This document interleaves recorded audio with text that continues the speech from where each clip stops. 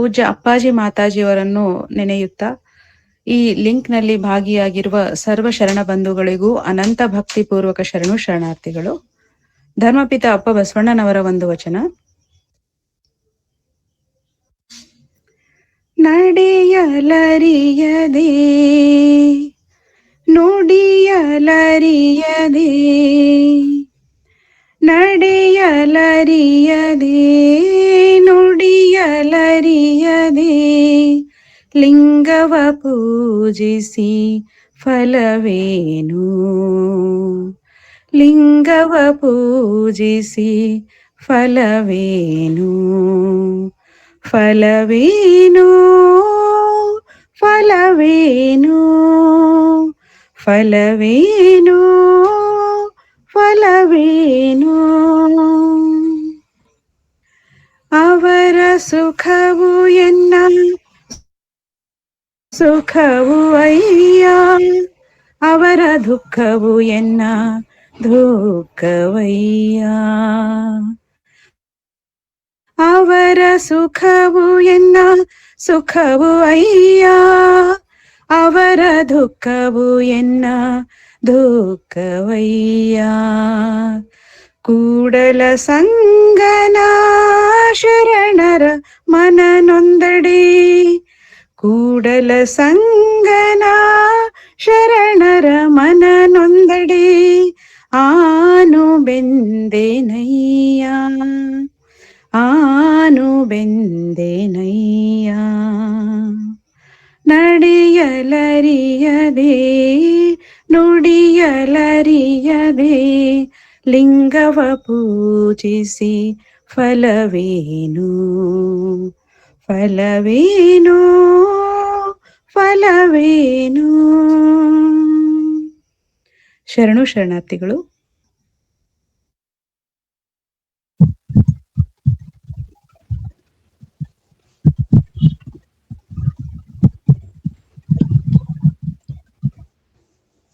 ವಚನ ಗಾಯನ ನಡೆಸಿಕೊಟ್ಟಿರ್ತಕ್ಕಂಥ ಶರಣೆ ವಿಶ್ವಶ್ರೀ ಅವರಿಗೆ ಅನಂತ ಶರಣು ಶರಣಾರ್ಥಿಗಳು.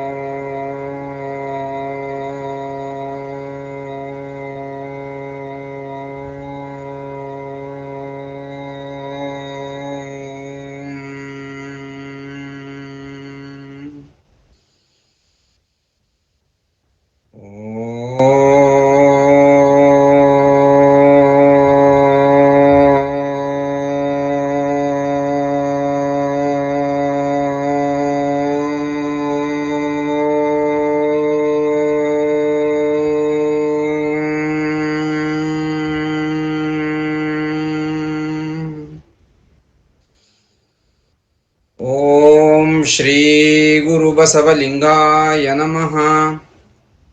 ಒಮ್ಮೆಯೂ ಶ್ರೀ ಗುರುವಿನ ಶ್ರೀಚರಣವ ನೆನೆದಡೆ ಭಾವಬಂಧನವ ಬಿಡುವುದು. ಗುರುವೇ ಶರಣು, ಗುರುಲಿಂಗವೇ ಶರಣು.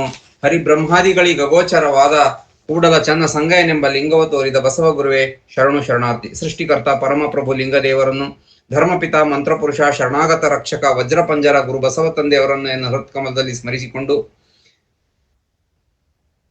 ವಚನ ಸಾಹಿತ್ಯ ಸಂಶೋಧನೆ ಗೈಯುವುದರ ಮೂಲಕ ಲಿಂಗಾಯತ ಧರ್ಮ ಪುನರುತ್ಥಾನಕ್ಕೆ ನಾಂದಿ ಹಾಡಿರತಕ್ಕಂಥ ಪರಮ ಪೂಜ್ಯ ಫಗು ಹಳಕಟ್ಟಿಯವರ ದಿವ್ಯ ಚೈತನ್ಯವನ್ನು ನೆನೆದು ಪ್ರವಚನ ಪಿತಾಮಹ ಪರಮ ಪೂಜ್ಯ ಲಿಂಗೈಕ್ಯ ಲಿಂಗಾನಂದ ಅಪ್ಪಾಜಿಯವರ ದಿವ್ಯ ಚೈತನ್ಯವನ್ನು ಸ್ಮರಿಸಿಕೊಂಡು ಧರ್ಮಕ್ರಾಂತಿಯ ಧೀರ ಯೋಗಿ ಧರ್ಮಕ್ರಾಂತಿಯ ದಿವ್ಯ ಜ್ಯೋತಿ ಪರಮ ಪೂಜ್ಯ ಮಾತಾಜಿಯವರ ಆತ್ಮಚೈತನ್ಯವನ್ನು ಸ್ಮರಿಸಿಕೊಂಡು ಪವಿತ್ರವಾದ ಶ್ರಾವಣ ಮಾಸದಲ್ಲಿ ಭಕ್ತಿಯ ಕಂಪನಗಳು ಸುತ್ತಮುತ್ತಲೂ ಕಂಪಿಸುತ್ತಿರುವಾಗ ಆ ಭಕ್ತಿಯ ಕಂಪನಗಳಲ್ಲಿ ಮಿಂದು ತಾವು ಭಕ್ತಿಯನ್ನು ವೃದ್ಧಿಸಿಕೊಳ್ಳಬೇಕು ಎಂದು ಈ ಅನುಭವದ ಅಡಿಗೆ ಕಾರ್ಯಕ್ರಮದಲ್ಲಿ ಭಾಗಿಗಳಾಗಿರ್ತಕ್ಕಂಥ ಎಲ್ಲ ನನ್ನ ಶರಣ ತಂದೆ ತಾಯಂದಿರೇ, ಶರಣ ಸಹೋದರ ಸಹೋದರಿಯರೇ, ತಮ್ಮೆಲ್ಲರಿಗೂ ಅನಂತ ಅನಂತ ಭಕ್ತಿಯ ಶರಣು ಶರಣಾರ್ಥಿಗಳು. ನಾವು ಇದುವರೆಗೂ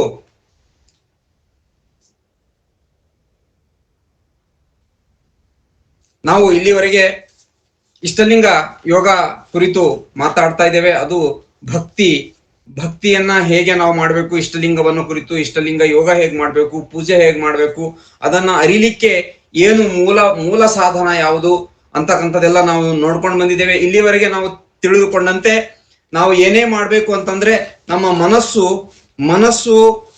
ಬಹಳ ಮುಖ್ಯ.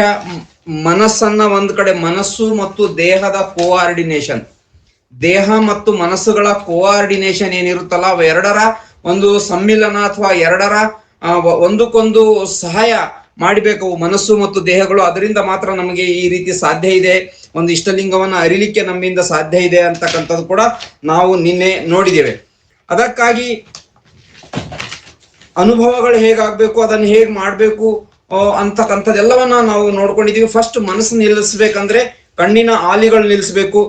ಕಣ್ಣಿನ ಆಲಿ ನಿಂತ್ಕೊಂಡ್ರೆ ಒಳಗಡೆ ನಮ್ಮ ಶ್ವಾಸಕೋಶಗಳಲ್ಲಿ ಹರಿಯುವಂತಹ ಗಾಳಿ ಕ್ರಮಬದ್ಧವಾಗ್ತದೆ. ಅಂದ್ರೆ ನಮಗ್ ಗೊತ್ತಾಗೋದಿಲ್ಲ ನಾನು ಉಸಿರಾಡ್ತಾ ಇದ್ದೀನೋ ಅಥವಾ ಇಲ್ಲ ಅಂತಕ್ಕಂಥದ್ದೇ ನಮಗ್ ಗೊತ್ತಾಗಲ್ಲ. ಗಾಳಿ ಒಳಗಡೆ ಗಾಳಿ ಬೆಳೆಸಿದಾಗ ಏನಾಗುತ್ತೆ, ನಮ್ಮ ಅಂತರಂಗದಲ್ಲೂ ಗಾಳಿ ಇದೆ, ಬಹಿರಂಗದಲ್ಲೂ ಗಾಳಿ ಇದೆ. ಈಗ ಗಾಳಿ ಒಳಗೆ ಗಾಳಿ ನಿರಂತರವಾಗಿ ಸಮ್ಮಿಲನ ಆಗ್ತಾ ಇದ್ರು ಕೂಡ ಅದು ಅತ್ಯಂತ ಸುದೀರ್ಘವಾಗಿ ಆದ್ರೆ ನಾವು ಉಸಿರಾಡ್ತಾ ಇದ್ದೀನಿ ಅಂತಕ್ಕಂಥ ಅನ್ನೋದೇ ನಮಗ್ ಗೊತ್ತಾಗಬಾರ್ದು.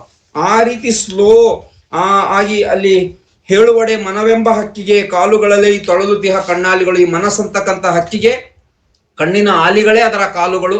ಕಾಲನ್ನ ನಾವು ಕಟ್ಟಾಕ್ಬಿಟ್ರೆ, ಅಂದ್ರೆ ಆ ಕಣ್ಣುಗಳನ್ನ ಇಷ್ಟಲಿಂಗದಲ್ಲಿ ನಾವು ಬಂಧಿಸ್ಬಿಟ್ರೆ ಅವಾಗ ಏನಾಗುತ್ತೆ, ಆ ಸ್ವಲ್ಪ ಹೊತ್ತು ಮನಸ್ಸು ಒದ್ದಾಡ್ಬಿಡ್ತದೆ. ನೀವು ಆ ಸ್ಟಾರ್ಟಿಂಗ್ ಅಲ್ಲಿ ನಾವು ಇಷ್ಟಲಿಂಗವನ್ನ ಕೈಯಲ್ಲಿ ಹಿಡ್ಕೊಂಡು ಇಷ್ಟಲಿಂಗವನ್ನ ನೋಡ್ಲಿಕ್ಕೆ, ನಮ್ಮ ಕಣ್ಣುಗಳಿಗೆ ಇಷ್ಟಲಿಂಗವನ್ನ ನೋಡ್ಲಿಕ್ಕೆ ನಾವು ಹಚ್ಚಿದಾಗ ಆರಂಭದ 1-2 ನಿಮಿಷಗಳ ಕಾಲ ಮನಸ್ಸು ಬಹಳ ವಿಚಲಿತಗೊಳ್ಳುತ್ತೆ, ಬಹಳ ಒದ್ದಾಡ್ತಿರುತ್ತೆ. ಯಾಕೆ ಅಂದ್ರೆ ನಾವು ಆ ಮನಸ್ಸಿನ ಕಾಲುಗಳನ್ನ ಕಟ್ಟಾಕ್ಬಿಟ್ಟಿದೀವಿ. ಮನಸ್ಸಿನ ಕಾಲುಗಳನ್ನು ಕಟ್ಟಾಕಿದೀವಿ ಅಂದ್ರೆ ಏನರ್ಥ, ಕಣ್ಣಾಲಿಗಳನ್ನ ನಾವು ಇಷ್ಟಲಿಂಗದಲ್ಲಿ ನಾವು ನೆಲೆ ನಿಲ್ಲಿಸ್ಲಿಕ್ಕೆ ಪ್ರಯತ್ನ ಮಾಡ್ತಾ ಇದೀವಿ. ಆರಂಭದಲ್ಲಿ ಹಾಗೆ ಮಾಡುವಾಗ ಹೇಳುವಡೆ ಮನವೆಂಬ ಹಕ್ಕಿಗೆ ಕಾಲುಗಳಲ್ಲಿ ತೊಳಲುತಿಹ ಕಣ್ಣಾಲಿಗಳು. ಈಗ ಪಕ್ಷಿಗೆ ಕಾಲುಗಳನ್ನ ಕಟ್ಟಾಕ್ಬಿಟ್ರೆ ಹೇಗೆ ರೆಕ್ಕೆ ಬಡಿಲಿಕ್ಕೆ ಶುರು ಮಾಡುತ್ತೋ ಹಾಗೆ ನಾವು ನಮ್ಮ ಮನಸ್ಸೆಂಬ ಹಕ್ಕಿಯ ಕಣ್ಣಾಲಿಗಳನ್ನ ಇಷ್ಟಲಿಂಗದಲ್ಲಿ ನಾವು ಬಂಧಿಸಿ ಬಿಟ್ರೆ ಆವಾಗ ಆರಂಭದಲ್ಲಿ ಮನಸ್ಸು, ಉಸಿರಾಟ ಎಲ್ಲ ಸ್ವಲ್ಪ ಒದ್ದಾಡ್ಲಿಕ್ಕೆ ಶುರು ಮಾಡುತ್ತೆ, ಮನಸ್ಸು ಚಂಚಲ ಮಾಡ್ಲಿಕ್ಕೆ ಶುರು ಮಾಡುತ್ತೆ. ನಮ್ಮನ್ನು ಕೂತ್ಕೊಳ್ಳಿಕ್ ಬಿಡಲ್ಲ, ಅದು ಮನಸ್ಸು ನಮ್ಮನ್ನು ಕೂತ್ಕೊಳ್ಳಿಕ್ ಬಿಡಲ್ಲ, ಬಹಳ ಕಷ್ಟ ಕೊಡ್ತಾ ಇರುತ್ತೆ ಆರಂಭದಲ್ಲಿ. ಹಾಗಾಗಿ ಈಗ ಪಕ್ಷಿ ಎಷ್ಟೊತ್ತು ಕಾಲು ರೆಕ್ಕೆ ಬಡಿತದೆ, ಸ್ವಲ್ಪ ಸುಸ್ತಾಗುವವರೆಗೂ ಬಡಿತದೆ.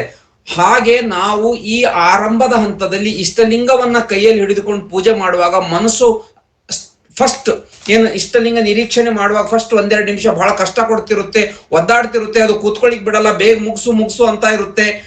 ಅದನ್ನ ಗಮನಿಸದೆ ನಾವು ಒಂದು ಸ್ವಲ್ಪ ಮುಂದಕ್ಕೆ ಹೋಗ್ಬಿಟ್ರೆ ಆವಾಗ ಆ ಮನಸ್ಸೆಂಬ ಹಕ್ಕಿ ತನ್ನ ರೆಕ್ಕೆಯನ್ನ ಬಡದು ಸುಸ್ತಾಗಿ ಅಲ್ಲಿ ನಿಲ್ಲಿಕ್ ಶುರು ಮಾಡುತ್ತೆ, ಇಷ್ಟಲಿಂಗದಲ್ಲಿ ನಿಲ್ಲಿಕ್ ಶುರು ಮಾಡುತ್ತೆ.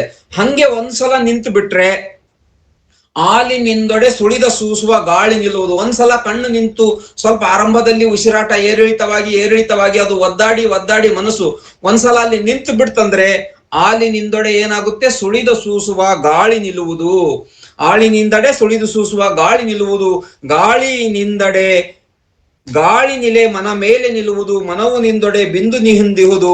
ಲೀಲೆಯಿಂದ ಬಿಂದು ನಿಂದೊಡೆ ಕಾಲಕರ್ಮವ ಗೆದ್ದು ಮಾಯೆಯ ಹೇಳ ಹೆಸರಿಲ್ಲ ದೆನಿಸಬಹುದೈ ಬಸವ ಕೇಳೆ ಅಂದ. ಈ ರೀತಿ ಬಿಂದು ಅಂದ್ರೆ ನಮ್ಮ ಸಿಂಧು, ಪರಮಾತ್ಮನು ಸಿಂಧು, ಬಿಂದು ಅನ್ನುವಂಥದ್ದು ನಮ್ಮ ಆತ್ಮ. ಅಂತ ಆತ್ಮನು ಒಂದು ಸುಸ್ಥಿರಗೊಳ್ಳುತ್ತೆ, ಪರಮಾತ್ಮನಲ್ಲಿ ನೆಲೆ ನಿಲ್ಲುತ್ತೆ. ಬಿಂದು ನಿಲ್ಲುವುದು, ಗಾಳಿ ನಿಲೆ ಮನ ಮೇಲೆ ನಿಲ್ಲುವುದು. ಮನವು ನಿಂದೊಡೆ ಬಿಂದು ನಿಂದಿಹುದು. ಮನಸ್ಸು ಒಂದ್ ವೇಳೆ ನಿಂತು ಬಿಟ್ರೆ ಬಿಂದು ನಿಂದಿಹುದು ಅಂದ್ರೆ ಅದ್ರ ಏನರ್ಥ, ನಮ್ಮ ಆತ್ಮವು ಬಿಂದು, ಪರಮಾತ್ಮನು ಸಿಂಧು, ಆತ್ಮವು ಬಿಂದು. ಈ ಆತ್ಮ ಎನ್ನುವಂತಹ ಬಿಂದು ಪರಮಾತ್ಮ ಎನ್ನುವಂತಹ ಸಿಂಧುವಿನಲ್ಲಿ ನೆಲೆಗೊಳ್ತಾನೆ. ಅವಾಗ ಬಿಂದು ನಿಂದಿಹುದು. ಬಿಂದು ನಿಂದೊಡೆ ಲೀಲೆಯಿಂದ, ಲೀಲೆ ಅಂದ್ರೆ ಈ ಇಷ್ಟಲಿಂಗ ಪೂಜೆ ಮಾಡುವ ಲೀಲೆಯಿಂದ ಬಿಂದು ನಿಂದೊಡೆ ಕಾಲ ಕರ್ಮವ ಗೆದ್ದು ಮಾಯೆಯ ಹೇಳ ಹೆಸರಿಲ್ಲದೆನಿಸಬಹುದೈ ಬಸವ ಕೇಳೆಂದ. ಈ ರೀತಿ ನಾವು ಆ ಕಾಲ ಕರ್ಮವನ್ನ ಗೆದ್ದು ನಾವು ನಮ್ಮ ಕರ್ಮಗಳನ್ನ ಗೆದ್ದು ನಾವು ಮಾಯೆಯ ತೊಡೆದು ಹಾಕೊಳ್ಬಹುದು ನಮ್ಮ ಜೀವನದಿಂದ, ನಮ್ಮ ಚಂಚಲತೆಯನ್ನ ಅಂತಕ್ಕಂಥದ್ದು ಇಲ್ಲಿ ಗುರು ನಮ್ಗೆ ಇಲ್ಲಿ ಆದಿಶರಣರು ತಾವು ಇಷ್ಟಲಿಂಗ ಯೋಗವನ್ನ ಸಾಧಿಸಿಕೊಂಡು ಜೀವನವನ್ನ ಪಾವನವನ್ನು ಮಾಯೆಯನ್ನ ಗೆದ್ದಿರ್ತಕ್ಕಂಥ ಮಹಾನುಭಾವರಾಗಿರ್ತಕ್ಕಂಥ ಶರಣರು ನಮಗೆ ಈ ರೀತಿ ಹೇಳ್ತಾ ಇದ್ದಾರೆ. ಅದಕ್ಕಾಗಿ ನಿನ್ನೆ ನಾವು ವಚನನು ನೋಡಿದೀವಿ. ಗುರು ಬಸವಣ್ಣವರು ಕೂಡ ಅಂತ ಒಂದು ಹಂಬಲಕ್ಕೆ ಹಂಬಲಿಸುತ್ತಾ ಅಂಗೈಯೊಳಗಣ ಲಿಂಗವ ನೋಡುತ್ತಾ ಕಂಗಳು ಕಡೆಗೋಡಿ ಒರಿಯುತ್ತ ಸುರಿಯುತ್ತ ಎಂದಿಪ್ಪೆನು. ನಾನು ಅಂಗೈಯೊಳಗಣ ಲಿಂಗವ ನಿರಂತರವಾಗಿ ನೋಡ್ತಾ ಕಣ್ಣುಗಳ ಆಳಿಗಳು ನಿರಂತರವಾಗಿ ನಾನು ಸುರಿತಾ ಅಂತ ಅನುಭವ ನನಗೆ ಎಂದಾಗುವುದೋ ಅಂತ ಪ್ರಶ್ನೆ ಕೇಳ್ತಾ ಇದ್ದಾರೆ. ನೋಟವೇ ಪ್ರಾಣವಾಗಿ ಎಂದಿಪ್ಪೆನು, ನನ್ನ ನೋಟನೇ ನನ್ನ ಪ್ರಾಣ ಆಗಿರ್ಬೇಕು, ಅಂತ ಒಂದು ಸ್ಥಿತಿ ನನಗೆ ಇನ್ನೆಂದು ಅಳವಡುವುದೋ ಅಂತ ಹಂಬಲಿಸ್ತಾ ಇದ್ದಾರೆ. ಅವರು ದಿವ್ಯಾನುಭವಕ್ಕಾಗಿ ಗುರು ಬಸವಣ್ಣವರು ಆರಂಭದಲ್ಲಿ ಇಷ್ಟಲಿಂಗ ಪೂಜೆಯನ್ನು ಮಾಡ್ತಾ ಅಂತ ದಿವ್ಯಾನುಭವಕ್ಕಾಗಿ ಹಂಬಲಿಸ್ತಾ ಇದ್ದಾರೆ.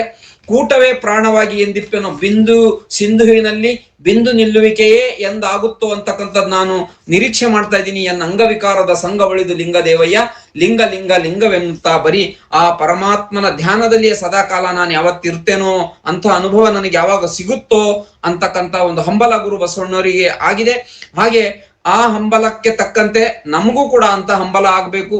ನಮ್ಮ ಮನಸ್ಸು ಕೂಡ ಆ ರೀತಿ ಕಣ್ಣಾಲಿಗಳಲ್ಲಿ ನೀರು ಹರಿಬೇಕು ಇಷ್ಟಲಿಂಗವನ್ನು ನೋಡ್ತಾ. ಯಾಕೆಂದ್ರೆ ಆ ಪರಮಾತ್ಮನ ಈ ಒಂದು ಬ್ರಹ್ಮಾಂಡದಲ್ಲಿರ್ತಕ್ಕಂಥ ಪರಮಾತ್ಮನ ಶಕ್ತಿಯ ಕಣಗಳನ್ನ ಇಷ್ಟಲಿಂಗವು ತನ್ನ ಮೂಲಕ ನಮ್ಮ ಕಣ್ಣಾಲಿಗಳ ಮೂಲಕ ನಮ್ಮ ಮೆದುಳಿಗೆ, ನಮ್ಮ ಒಂದು ಪಿಟ್ಯುಟರಿ ಗ್ರಂಥಿಗೆ ಆ ಶಕ್ತಿ ಕಣಗಳನ್ನು ಒದಗಿಸ್ತಾ ಇರುತ್ತೆ.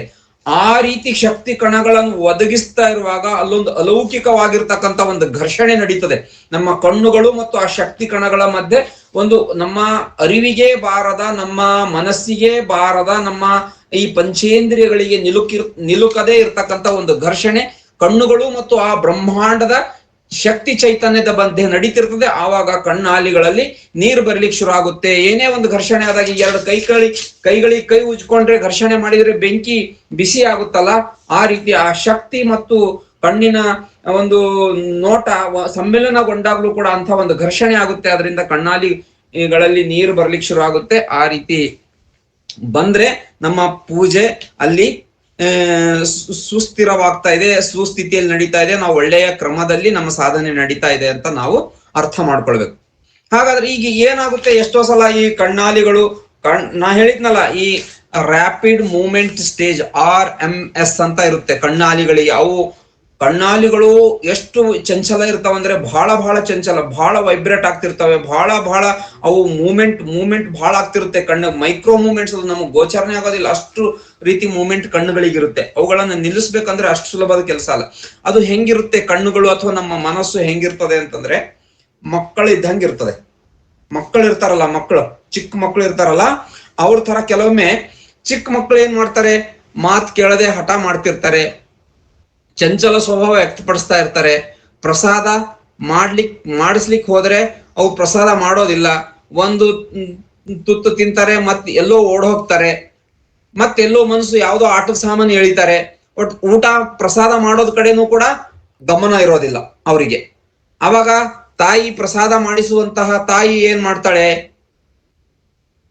ಚಂದ್ರನನ್ನ ತೋರಿಸಿ ಗೆಜ್ಜೆ ಶಬ್ದ ಮಾಡಿ ಆ ಪ್ರಸಾದ ಎಲ್ಲಿ ಮಗುವನ್ನ ರಮಿಸಿ ಪ್ರಸಾದ ಮಾಡೋ ಕಡೆನೆ ಆ ಮಗುವಿನ ಮನಸ್ಸು ನೆಲೆ ನಿಲ್ಬೇಕು ಅಂತ ಹೇಳ್ಬಿಟ್ಟು ಏನೋ ಒಂದು ಯುಕ್ತಿಯನ್ನ ಬಳಸಿ ತಾಯಿ ಆ ಮಗುವಿಗೆ ಪ್ರಸಾದವನ್ನ ಮಾಡಿಸ್ತಾ ಇರ್ತಾಳೆ. ಆವಾಗ ಮಗು ತನ್ನ ಚಂಚಲ ಸ್ವಭಾವನ ಕಳೆದುಕೊಂಡು ಅಥವಾ ಕೆಲವೊಮ್ಮೆ ಮಲಗಿಸುವಾಗ ಕೂಡ ಚಂಚಲ ಸ್ವಭಾವ ವ್ಯಕ್ತಪಡಿಸ್ತಾ ಇರುತ್ತೆ. ಮಗು ಬೇಗ ಮಲಗಲ್ಲ, ಹಾಡಿ ಕತೆ ಹೇಳಿ ಮನಸ್ಸನ್ನ ಅಲ್ಲಿ ಕೇಂದ್ರೀಕರಿಸಿ, ಈಗ ಇಲ್ಲೇನೆ ಕೇಂದ್ರೀಕರಿಸಿ ಮಲಗೋ ಜಾಗದಲ್ಲೇ ಮನಸ್ಸನ್ನು ಕೇಂದ್ರೀಕರಿಸಿ ತಾಯಿ ಮಗುವನ್ನ ಮಲಗಿಸ್ತಾರೆ. ಅದೇ ರೀತಿ ನಮ್ಮ ಕಣ್ಣಾಲಿಗಳು ಕೂಡ ಕೆಲವೊಮ್ಮೆ ನಿಲ್ಲುವುದಿಲ್ಲ. ಯಾಕೆಂದ್ರೆ ನೋಡಿ, ನಾವು ಇಷ್ಟಲಿಂಗ ಪೂಜೆ ಮಾಡುವಂತದ್ದು ಬಹಳ ಅಂದ್ರೆ ಬೆಳಿಗ್ಗೆ ಅರ್ಧ ಗಂಟೆ, ಸಾಯಂಕಾಲ ಅರ್ಧ ಗಂಟೆ, ಅತಿ ಹೆಚ್ಚು ಅಂತಂದ್ರೆ ಒಂದು ಸಾಯಂಕಾಲ 1 ಗಂಟೆ, ಬೆಳಿಗ್ಗೆ 1 ಗಂಟೆ ನಾವು ಇಷ್ಟಲಿಂಗ ಪೂಜೆ ಮಾಡ್ತೀವಿ. ಇನ್ನು ಉಳಿದಿರೋ ಸಮಯ 8-10 ತಾಸುಗಳ ಸಮಯ ನಾವು ಹೊರ ಜಗತ್ತಿನಲ್ಲಿ ವ್ಯವಹರಿಸ್ತೇವೆ. ಎಷ್ಟೋ ಜನಗಳನ್ನ ನೋಡಿರ್ತೇವೆ, ಎಷ್ಟೋ ದೃಶ್ಯಗಳನ್ನ ನೋಡಿರ್ತೇವೆ, ಕಾಯಕ ಮಾಡಿರ್ತೇವೆ. ಈ ಹೊರ ಜಗತ್ತಿನಲ್ಲಿ ಇಷ್ಟೊಂದು ದೃಶ್ಯಗಳನ್ನ ನೋಡಿರ್ತಕ್ಕಂಥ ಕಣ್ಣು ಒಂದೇ ಸಮನೆ ಆ ಇಷ್ಟಲಿಂಗ ಪೂಜೆಯಲ್ಲಿ ನಿಲ್ಬೇಕು, ಬರೀ ಲಿಂಗವನ್ನೇ ನೋಡ್ಬೇಕು ಅಂದ್ರೆ ಅದಕ್ಕೆ ಸಾಧ್ಯ ಆಗೋದಿಲ್ಲ. ಇಷ್ಟಲಿಂಗ ಪೂಜೆಗೆ ಮತ್ತೆ ಕೂತ್ಕೊಂಡಾಗ್ಲೂ ಕೂಡ ನಾವು ಇವತ್ತು ಬೆಳಿಗ್ಗೆ ಪೂಜೆ ಮಾಡ್ತಾ ಇದ್ರೆ ಇವತ್ ಬೆಳಿಗ್ಗೆಯಿಂದ ಮತ್ ಸಾಯಂಕಾಲದವರೆಗೆ ಏನೇನ್ ಮಾಡ್ಬೇಕು ಅನ್ನೋ ದೃಶ್ಯಗಳು ಕಣ್ಣಲ್ಲಿ ಬರ್ತಿರ್ತವೆ. ಸಂಜೆ ಕಾಲ ಪೂಜೆ ಮಾಡ್ಬೇಕು ಅಂತಂದ್ರೆ ಬೆಳಿಗ್ಗೆಯಿಂದ ಸಂಜೆವರೆಗೂ ಏನೇನ್ ನಡೆದಿವೆ ಘಟನೆಗಳು ಅಂತಕ್ಕಂಥವು ಆ ಕಣ್ಣು ನೆನಪಿಸ್ಕೊಂಡು ಕಣ್ಣು ವೈಬ್ರೇಟ್ ಆಗ್ತಾ ಇರುತ್ತೆ. ಅದಕ್ಕಾಗಿ ಇವುಗಳನ್ನ ಏಕಾಗ್ರಗೊಳಿಸ್ಲಿಕ್ಕೆ ಇರ್ತಕ್ಕಂಥ ಸಾಧನ ಏನು ಅಂತಂದ್ರೆ ಅಷ್ಟವಿಧಾರ್ಚನೆ. ಬಹಳ ಮುಖ್ಯವಾದ ಪಾಯಿಂಟ್. ಈ ರೀತಿ ಬೆಳಿಗ್ಗಿನಿಂದ ಸಂಜೆಯವರೆಗೂ ಲೌಕಿಕದ ಮಾಡ್ಬೇಕಲ್ಲ, ಅವಕ್ಕೆಲ್ಲ ನಾವು ಕಾಯಕ ನಮ್ಮ ಲೋಕಲೌಕಿಕದ ವ್ಯವಹಾರಗಳೇನಿರ್ತಾವೆ ಅಂಥ ವ್ಯವಹಾರಗಳಲ್ಲಿ ಕಾಯಕದಲ್ಲಿ ತೊಡಗಿಸಿಕೊಂಡಿರ್ತಕ್ಕಂಥ ಮನಸ್ಸಿಗೆ ಸಡನ್ ಆಗಿ ಬಂದು ಡೈರೆಕ್ಟ್ ಆಗಿ ನೀನ್ ಲಿಂಗ ನೋಡು, ಅದರಲ್ಲಿ ಬೆಳಕನ್ನ ಕಾಣು, ನೀನು ದಿವ್ಯಾನುಭವ ಹೊಂದು ಅಂತ ನಾವು ಮನಸ್ಸಿಗೆ ಹೇಳಿದ್ರೆ ಆ ಮನಸ್ಸು ಆ ತರ ದಿವ್ಯಾನುಭವವನ್ನ ಪಡಿಲಿಕ್ಕೆ ಅದರಿಂದ ಸಾಧ್ಯವಾಗೋದಿಲ್ಲ.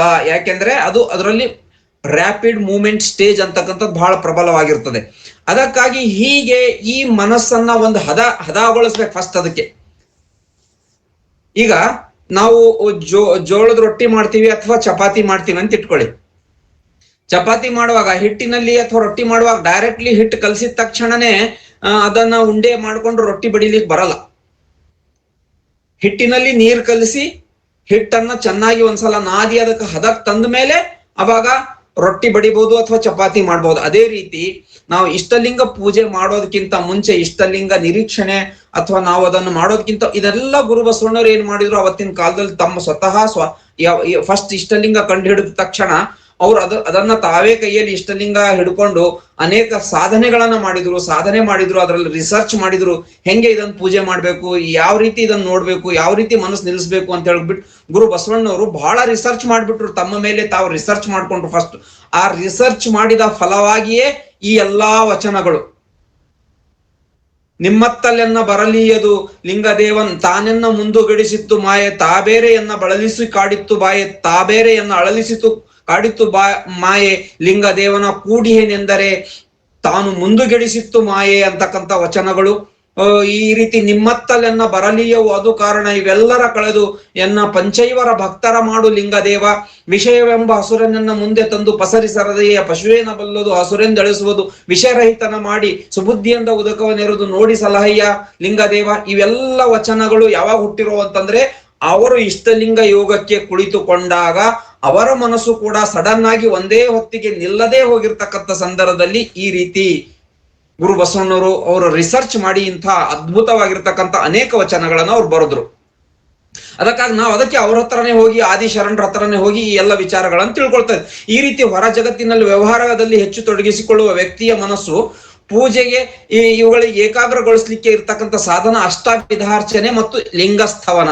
ಈಗ ಕೆಲವರು ಈಗಿನ ಕಾಲದಲ್ಲಿ ಕೆಲವರು ಏನ್ ಮಾಡ್ತಾ ಇದ್ದಾರೆ ಗೊತ್ತಾ, ಇತ್ತೀಚೆಗೆ ಕೆಲವರು ನಮ್ಮ ಶರಣರಾಗಿರ್ಬೋದು, ಸ್ವಾಮಿಗಳಾಗಿರ್ಬೋದು, ಅಥವಾ ಈ ಲಿಂಗಾಯತ ಧರ್ಮದ ಇಷ್ಟಲಿಂಗ ಏನು ಬೇಡ, ನಮ್ಗೆ ಪೂಜೆ ಬೇಡ, ಏನು ಬೇಡ, ಅದಕ್ಕೆ ಪ್ರಾರ್ಥನೆ ಬೇಡ, ಹಾಡೋದ್ ಬೇಡ, ಅದ್ರ ಮೇಲೆ ವಿಭೂತಿ ಹಚ್ಚೋದ್ ಬೇಡ, ಹೂವ ಇಡೋದ್ ಬೇಡ, ಸುಮ್ನೆ ಕೈಯಲ್ಲಿ ಲಿಂಗ ಇಟ್ಕೊಂಡು ನೋಡಿದ್ರೆ ಸಾಕು, ಅದಕ್ಕೆ ಯಾಕೆ ಪೂಜೆ ಬೇಕು ಅಂತ ಹೇಳ್ತಾರೆ. ಈಗ ಇತ್ತೀಚೆಗೆ ಕೆಲವರು ಆತರ ಬೋಧನೆ ಮಾಡ್ತಾ ಇರ್ತಕ್ಕಂಥದ್ದು ನಾನು ಗಮನಿಸಿದ್ದೇನೆ, ಕಂಡಿದ್ದೇನೆ. ಆದ್ರೆ ಅದು ತಪ್ಪು.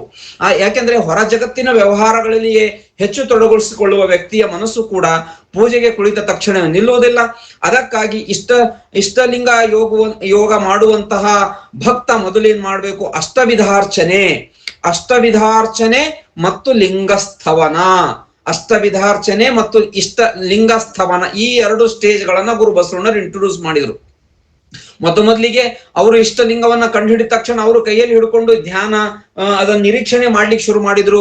ಆದ್ರೆ ನಿರೀಕ್ಷಣೆ ಸಡನ್ ಆಗಿ ಮನಸ್ಸು ನಿಲ್ಲೋದಿಲ್ಲ ಅಂತ ಹೇಳ್ಬಿಟ್ಟು ಗುರು ಬಸವಣ್ಣನವರು ಅರಿತುಕೊಂಡು ಅವರು ಈ ಇಷ್ಟಲಿಂಗ ಪೂಜೆಯಲ್ಲಿ ಅಷ್ಟವಿಧಾರ್ಚನೆ ಮತ್ತು ಲಿಂಗಸ್ಥವನ ಎನ್ನುವಂತಹ ಎರಡು ವಿಶೇಷವಾಗಿರ್ತಕ್ಕಂಥ ಸ್ಟೇಜ್ಗಳನ್ನ ಇಂಟ್ರೊಡ್ಯೂಸ್ ಮಾಡಿದ್ರು. ಅದಕ್ಕಾಗಿ ಇಷ್ಟಲಿಂಗ ಯೋಗ ಅಷ್ಟವಿಧಾರ್ಚನೆ ಅಂತಂದ್ರೆ ಏನು ತಮಗೆಲ್ಲರಿಗೂ ಗೊತ್ತಿದೆ. ಜಲ ಗಂಧ ಅಕ್ಷತೆ ಪತ್ರೆ ಧೂಪ ದೀಪ ನೈವೇದ್ಯ ಹಾಗೂ ಘಂಟಾನಾದಗಳಿಂದ ಇಷ್ಟಲಿಂಗವನ್ನು ಅರ್ಚಿಸಿ ತಾನು ಪೂಜೆಗೆ ಕುಳಿತ ಜಾಗದಲ್ಲಿ ಒಂದು ಮಂಗಳಮಯವಾಗಿರ್ತಕ್ಕಂಥ ಒಂದು ವಾತಾವರಣವನ್ನ ನಿರ್ಮಿಸಿಕೊಳ್ಳಬೇಕು ಅಂತಕ್ಕಂಥದ್ದು. ಈಗ ಮನಸ್ಸು ಸಡನ್ ಆಗಿ ನಿಲ್ಲೋದಿಲ್ಲಲ್ಲ, ಅದಕ್ಕಾಗಿ ನಾನು ಪೂಜೆಗೆ ಕುಳಿತಿರುವಂತಹ ಜಾಗದಲ್ಲಿ ದಿನನಿತ್ಯವೂ ಒಂದು ಮಂಗಳಮಯವಾಗಿರ್ತಕ್ಕಂಥ ವಾತಾವರಣ ನಾವು ನಿರ್ಮಾಣ ಮಾಡ್ಕೊಳ್ಬೇಕು ಅಂತಂದ್ರೆ ಅಲ್ಲಿ ಜಲ, ಗಂಧ, ಅಕ್ಷತೆ, ಪತ್ರೆ, ಧೂಪ, ದೀಪ, ನೈವೇದ್ಯ ಇವುಗಳೆಲ್ಲರೂ ಮಾತಾಜಿ ಎಷ್ಟು ಚೆನ್ನಾಗಿ ಒಂದೊಂದು ಈ ಜಲವನ್ನ ಜಲದಿಂದ ಅರ್ಚಿಸುವಾಗ, ಗಂಧವನ್ನ ಧರಿಸುವಾಗ ಎನ್ನಂತರಂಗವು ಹೊಯ್ದಾಟ ಉದ್ವೇಗ ಚೆನ್ನಾಗಿ ಕಳಕೊಂಡು ನಿಶ್ಚಿಂತಗೊಳ್ಳಲಿ ಕರುಣಿ ಮಂಗಳ ರೂಪಿ ಲಿಂಗದೇವನೇ ನಿನಗೆ ಪರಮಶಾಂತಿಯ ಗಂಧ ನಾತೀಡುವೆ. ಕರ್ಮಕ್ಕಧ್ಯಕ್ಷನಾಗಿರುವ ಚಿನ್ಮಯ ಮೂರ್ತಿ ತ್ರೈಕರ್ಮ ಸಂಚಿತ ಪ್ರಾರಬ್ಧ ಆಗಾಮಿ ಕರ್ಮತ್ರಯಗಳನ್ನೆಲ್ಲ ಇನ್ನೂ ಪರಿಹರಿಸಲಿಕ್ಕೆ ಪೆರ್ಮೆಯಿಂ ಅಕ್ಷತೆಯ ನಾ ಸಲ್ಲಿಸುವೆ. ಸದ್ಭಕ್ತಿ ಸುಜ್ಞಾನ ಸತ್ಕ್ರಿಯೆಗಳೆಂಬುವ ಮೂರ್ದಳದ ಬಿಲ್ವದ ಪತ್ರೆಯನ್ನು ತಂದು 3 ಮಲಗಳು ಅಳಿದು ಮೂಲಿಂಗ ಒಳಬಡಲಿ ಎನ್ನು ಭಾವದಿಂದ ತ್ರಿದಳದ ಬಿಲ್ವವನ್ನೇರಿಸುವೆ. ಈ ರೀತಿ ಒಂದೊಂದು ನಾವು ಈ 8 ಪದಾರ್ಥಗಳಿಂದ 8 ವಿಧವಾದ ವಸ್ತುಗಳಿಂದ ಆ ಇಷ್ಟಲಿಂಗಕ್ಕೆ ಪೂಜೆ ಮಾಡುವಾಗ ಒಂದೊಂದು ವಿಧದ ಪೂಜೆಯನ್ನ ಮಾಡುವಾಗ ಒಂದೊಂದು ರೀತಿಯ ಮನಸ್ಸು ಶಾಂತಿಗೊಳ್ಳುತ್ತಾ ಹೋಗ್ಬೇಕು, ಒಂದೊಂದು ರೀತಿಯ ಒಂದು ಚಂಚಲತೆ ನಿಲ್ತಾ ಹೋಗ್ಬೇಕು ನಮ್ಮಲ್ಲಿ. ಅದಕ್ಕಾಗಿ ಈ ಅಷ್ಟವಿಧಾರ್ಚನೆಯನ್ನ ಬಹಳ ಚೆನ್ನಾಗಿ ಮಾಡ್ಬೇಕು ಅಂತಕ್ಕಂಥದ್ದು ಇಲ್ಲಿ ಆದಿಶರಣರು ನಮಗೆ ಹೇಳ್ತಾ ಇದ್ದಾರೆ. ಇದ್ರ ನಂತರ ಬರ್ತಕ್ಕಂಥದ್ದು ಲಿಂಗಸ್ಥವನ.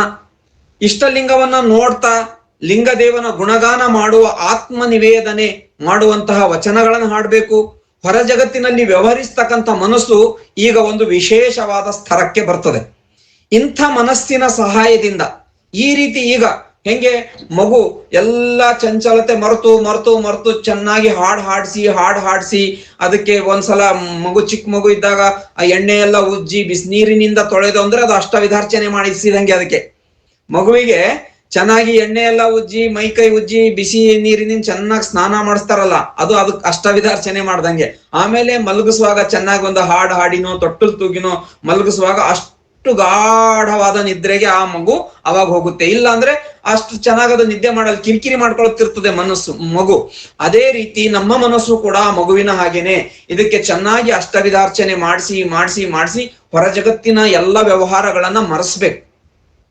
ಅಷ್ಟವಿಧಾರ್ಚನೆ ಮಾಡೋದ್ರಿಂದ ಹೊರ ಜಗತ್ತಿನ ವ್ಯವಹಾರಗಳನ್ನ ಈ ಮನಸ್ಸು ಮರ್ತ್ ಹೋಗುತ್ತೆ. ಮರ್ತ್ ಹೋದ ನಂತರ ಅವಾಗ ನಾವು ಲಿಂಗಸ್ಥವನ ಮಾಡಬೇಕು. ಅಂಗಯ್ಯ ತೊಟ್ಟಿಲಲ್ಲಿ ಲಿಂಗಯ್ಯ ನಿನ್ನ ಮಲಗಿಸಿ ಸಂಗೀತ ಹಾಡುವೆ ಲಾಲಿ ಹೇಳಿ ಆಡಿಪೆ ಅಂತ ಅಲ್ಲಿ ಮಾತಾಜಿಯವರೊಂದು ಹಾಡು ಕೂಡ ಹೇಳಿದಾರಲ್ಲ, ಆ ರೀತಿ ನಾವು ಆ ಲಾಲಿ ನಾವು ಅಂಗೈ ಒಳಗಣ ಲಿಂಗಯ್ಯನಿಗೆ ಲಾಲಿ ಹಾಡ್ತಾ ಇದ್ರೆ ಆ ಲಿಂಗಯ್ಯ ಎಲ್ಲಿಂದಿದೆ?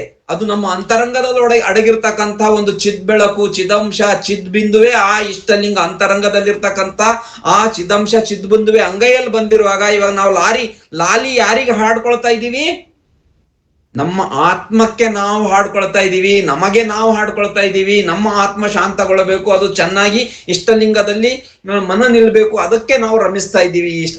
ಇಷ್ಟಲಿಂಗಾರ್ಚನೆಯನ್ನ ಅಷ್ಟವಿಧಾರ್ಚನೆ ಮಾಡಿ ಲಿಂಗಸ್ಥವನ ಮಾಡುವುದರ ಮೂಲಕ ಆ ರೀತಿ ನಾವು ಅದನ್ನ ಚೆನ್ನಾಗಿ ಮಾಡ್ಬೇಕು. ಯಾರು ಅಷ್ಟವಿಧಾರ್ಚನೆ ಚೆನ್ನಾಗಿ ಮಾಡ್ತಾರೋ, ಯಾರು ಲಿಂಗಸ್ಥವನ ಚೆನ್ನಾಗಿ ಮಾಡ್ತಾರೋ ಅವರ ಮುಂದಿನ ಲಿಂಗ ನಿರೀಕ್ಷಣೆ, ಅವರ ಲಿಂಗ ನಿರೀಕ್ಷಣೆ ಮತ್ತೆ ಅವರ ಒಂದು ಪೂಜೆ, ಅವರ ಭಕ್ತಿ ಅದು ಲಿಂಗದೇವನಲ್ಲಿ ಚೆನ್ನಾಗಿ ನೆಲೆಗೊಳ್ತಾ ಹೋಗುತ್ತೆ ಅಂತಕ್ಕಂಥದ್ದು ಇಲ್ಲಿ ಆದಿಶರಣರ ಅನುಭವದಿಂದ ನಾವು ಇಂಥ ಒಂದು ಮನಸ್ಸಿನ ಸಹಾಯದಿಂದ ಹೀಗೆ ಒಂದು ಹಂತಕ್ಕೆ ಬಂದಿದೆ. ಯಾವ ಹಂತಕ್ಕೆ ಬಂದಿದೆ? ಮಗು ಹೇಗೆ ಕಣ್ಣು ಮುಚ್ಚಿ ಮಲಗೋ ಸ್ಥಿತಿಗೆ ಬರುತ್ತೋ ಹಾಗೆ ಇವಾಗ ನಮ್ಮ ಆತ್ಮ, ನಮ್ಮ ಕಣ್ಣುಗಳು, ನಮ್ಮ ಮನಸ್ಸುಗಳು ಆ ಪರಮಾತ್ಮನನ್ನು ನೆನೆಯಲಿಕ್ಕೆ, ಇಷ್ಟಲಿಂಗದಲ್ಲಿ ದೃಷ್ಟಿಯನ್ನ ನೆಲೆ ನಿಲ್ಲಿಸಲಿಕ್ಕೆ ಅವು ವಿಶೇಷವಾಗಿರ್ತಕ್ಕಂಥ ಒಂದು ಸ್ವಭಾವ ಈಗ ಗುಣವನ್ನ ಪಡ್ಕೊಂಡಿವೆ.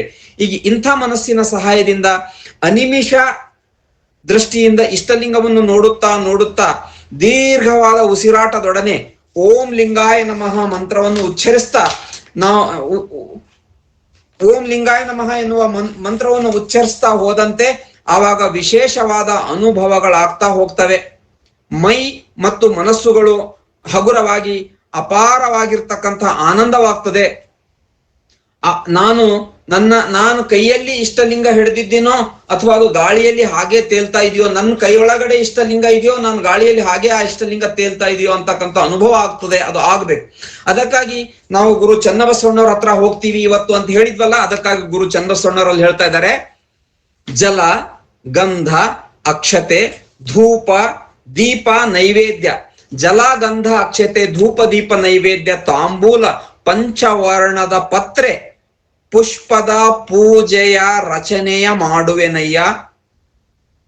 ಸಕಲ ಕ್ಷೇಮದಿಂದ ನಡೆದು ನಿಮ್ಮಲ್ಲಿಗೆ ಸಾರುವೆನು ಕೂಡಲ ಚನ್ನ ಸಂಗಮ ದೇವ. ಇವ್ರು ನೋಡಿ, ಇವ್ರು ಚನ್ನಬಸವಣ್ಣವ್ರು ನಾವು ನಮ್ಮ ಮನಸ್ಸು ನಿಲ್ತಾ ಇಲ್ಲ, ಆಲಿ ನಿಲ್ತಾ ಇಲ್ಲ ಸರಿಯಾಗಿ ಅಂತ ನಾವು ಅವರಲ್ಲಿ ಹೇಳ್ಕೊಂಡ್ರೆ ಅವ್ರು ಹೇಳ್ತಾರೆ, ಮೊದ್ಲಿಗೆ ನೀನು ಈ ರೀತಿಯ ಪೂಜೆಯ ರಚನೆಯನ್ನ ಮಾಡ್ಕೊಳ್ಬೇಕು. ಪೂಜೆ ಮಾಡೋದಕ್ಕಿಂತ ಮುಂಚೆ ನೀನು ಪೂಜೆಯ ರಚನೆಯನ್ನ ಫಸ್ಟ್ ಮಾಡ್ಕೋ ಅಂತ ಹೇಳ್ತಾ ಇದಾರೆ ಅವ್ರು. ಹೆಂಗ್ ಮಾಡ್ಕೋಬೇಕು ಪೂಜೆ? ಜಲ, ಗಂಧ, ಅಕ್ಷತೆ, ಪುಷ್ಪ, ಧೂಪ, ದೀಪ, ನೈವೇದ್ಯ. ಚನ್ನಬಸವಣ್ಣನವರ ವಚನ ಸಂಪುಟದಲ್ಲಿ ಇದು 89ನೇ ವಚನ ಇದೆ.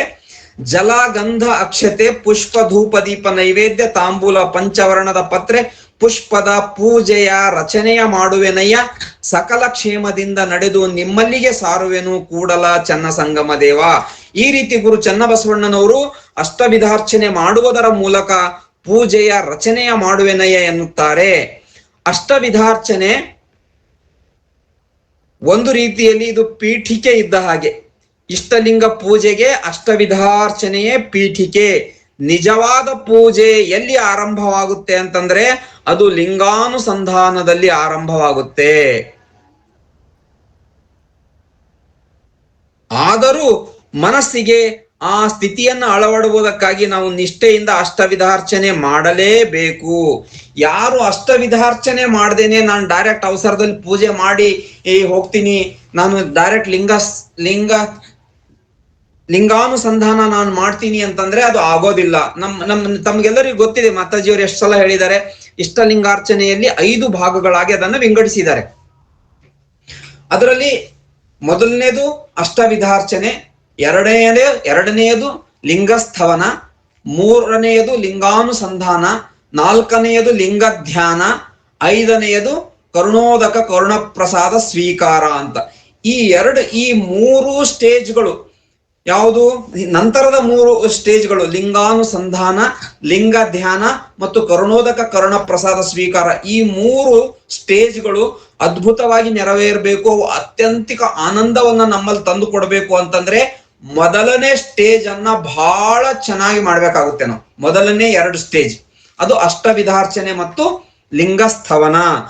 ನಮ್ಮ ಒಲಿದಂತೆ ಹಾಡುವೆ, ಏನು ಗುರು ಬಸವಣ್ಣರೇನು ಒಲಿದಂತೆ ಹಾಡುವೆ ಅಂತಾರಲ್ಲ, ಮೊದಲು ಈ ರೀತಿ ನಾನು ಜಲಗಂಧ, ಅಕ್ಷತೆ, ಪುಷ್ಪ, ಧೂಪ, ದೀಪ, ನೈವೇದ್ಯ, ತಾಂಬೂಲ, ಪಂಚವರ್ಣದ ಪತ್ರೆ, ಪುಷ್ಪದ ಪೂಜೆಯ ರಚನೆಯನ್ನ ಮಾಡ್ಕೊಂಡ್ರೆ ಈ ಎಲ್ಲಾ 8 ವಿಧಗಳ ವಸ್ತುಗಳಿಂದ ನಾವು ಪರಮಾತ್ಮನಿಗೆ ಅರ್ಚಿಸಿ, ಲಿಂಗದೇವನಿಗೆ ಅರ್ಚಿಸಿ ಪೂಜಿಸಿ, ಆವಾಗ ನಂತರ ಆ ಲಿಂಗಸ್ಥವನ ಮಾಡುವಷ್ಟೊತ್ತಿಗೆ ಲಿಂಗಸ್ಥವನ ಅಂದ್ರೆ ನಾವು ವಚನಗಳ ಗುಣಗಾನ ಮಾಡ್ತಕ್ಕಂಥದ್ದು, ಆತ್ಮನಿವೇದನೆ ಮಾಡ್ತಕ್ಕಂಥದ್ದು. ಆತ್ಮನಿವೇದನೆ ಮಾಡುವಂತಹ ವಚನಗಳನ್ನ ನಾವು ಹಾಡುವಂಥದ್ದು.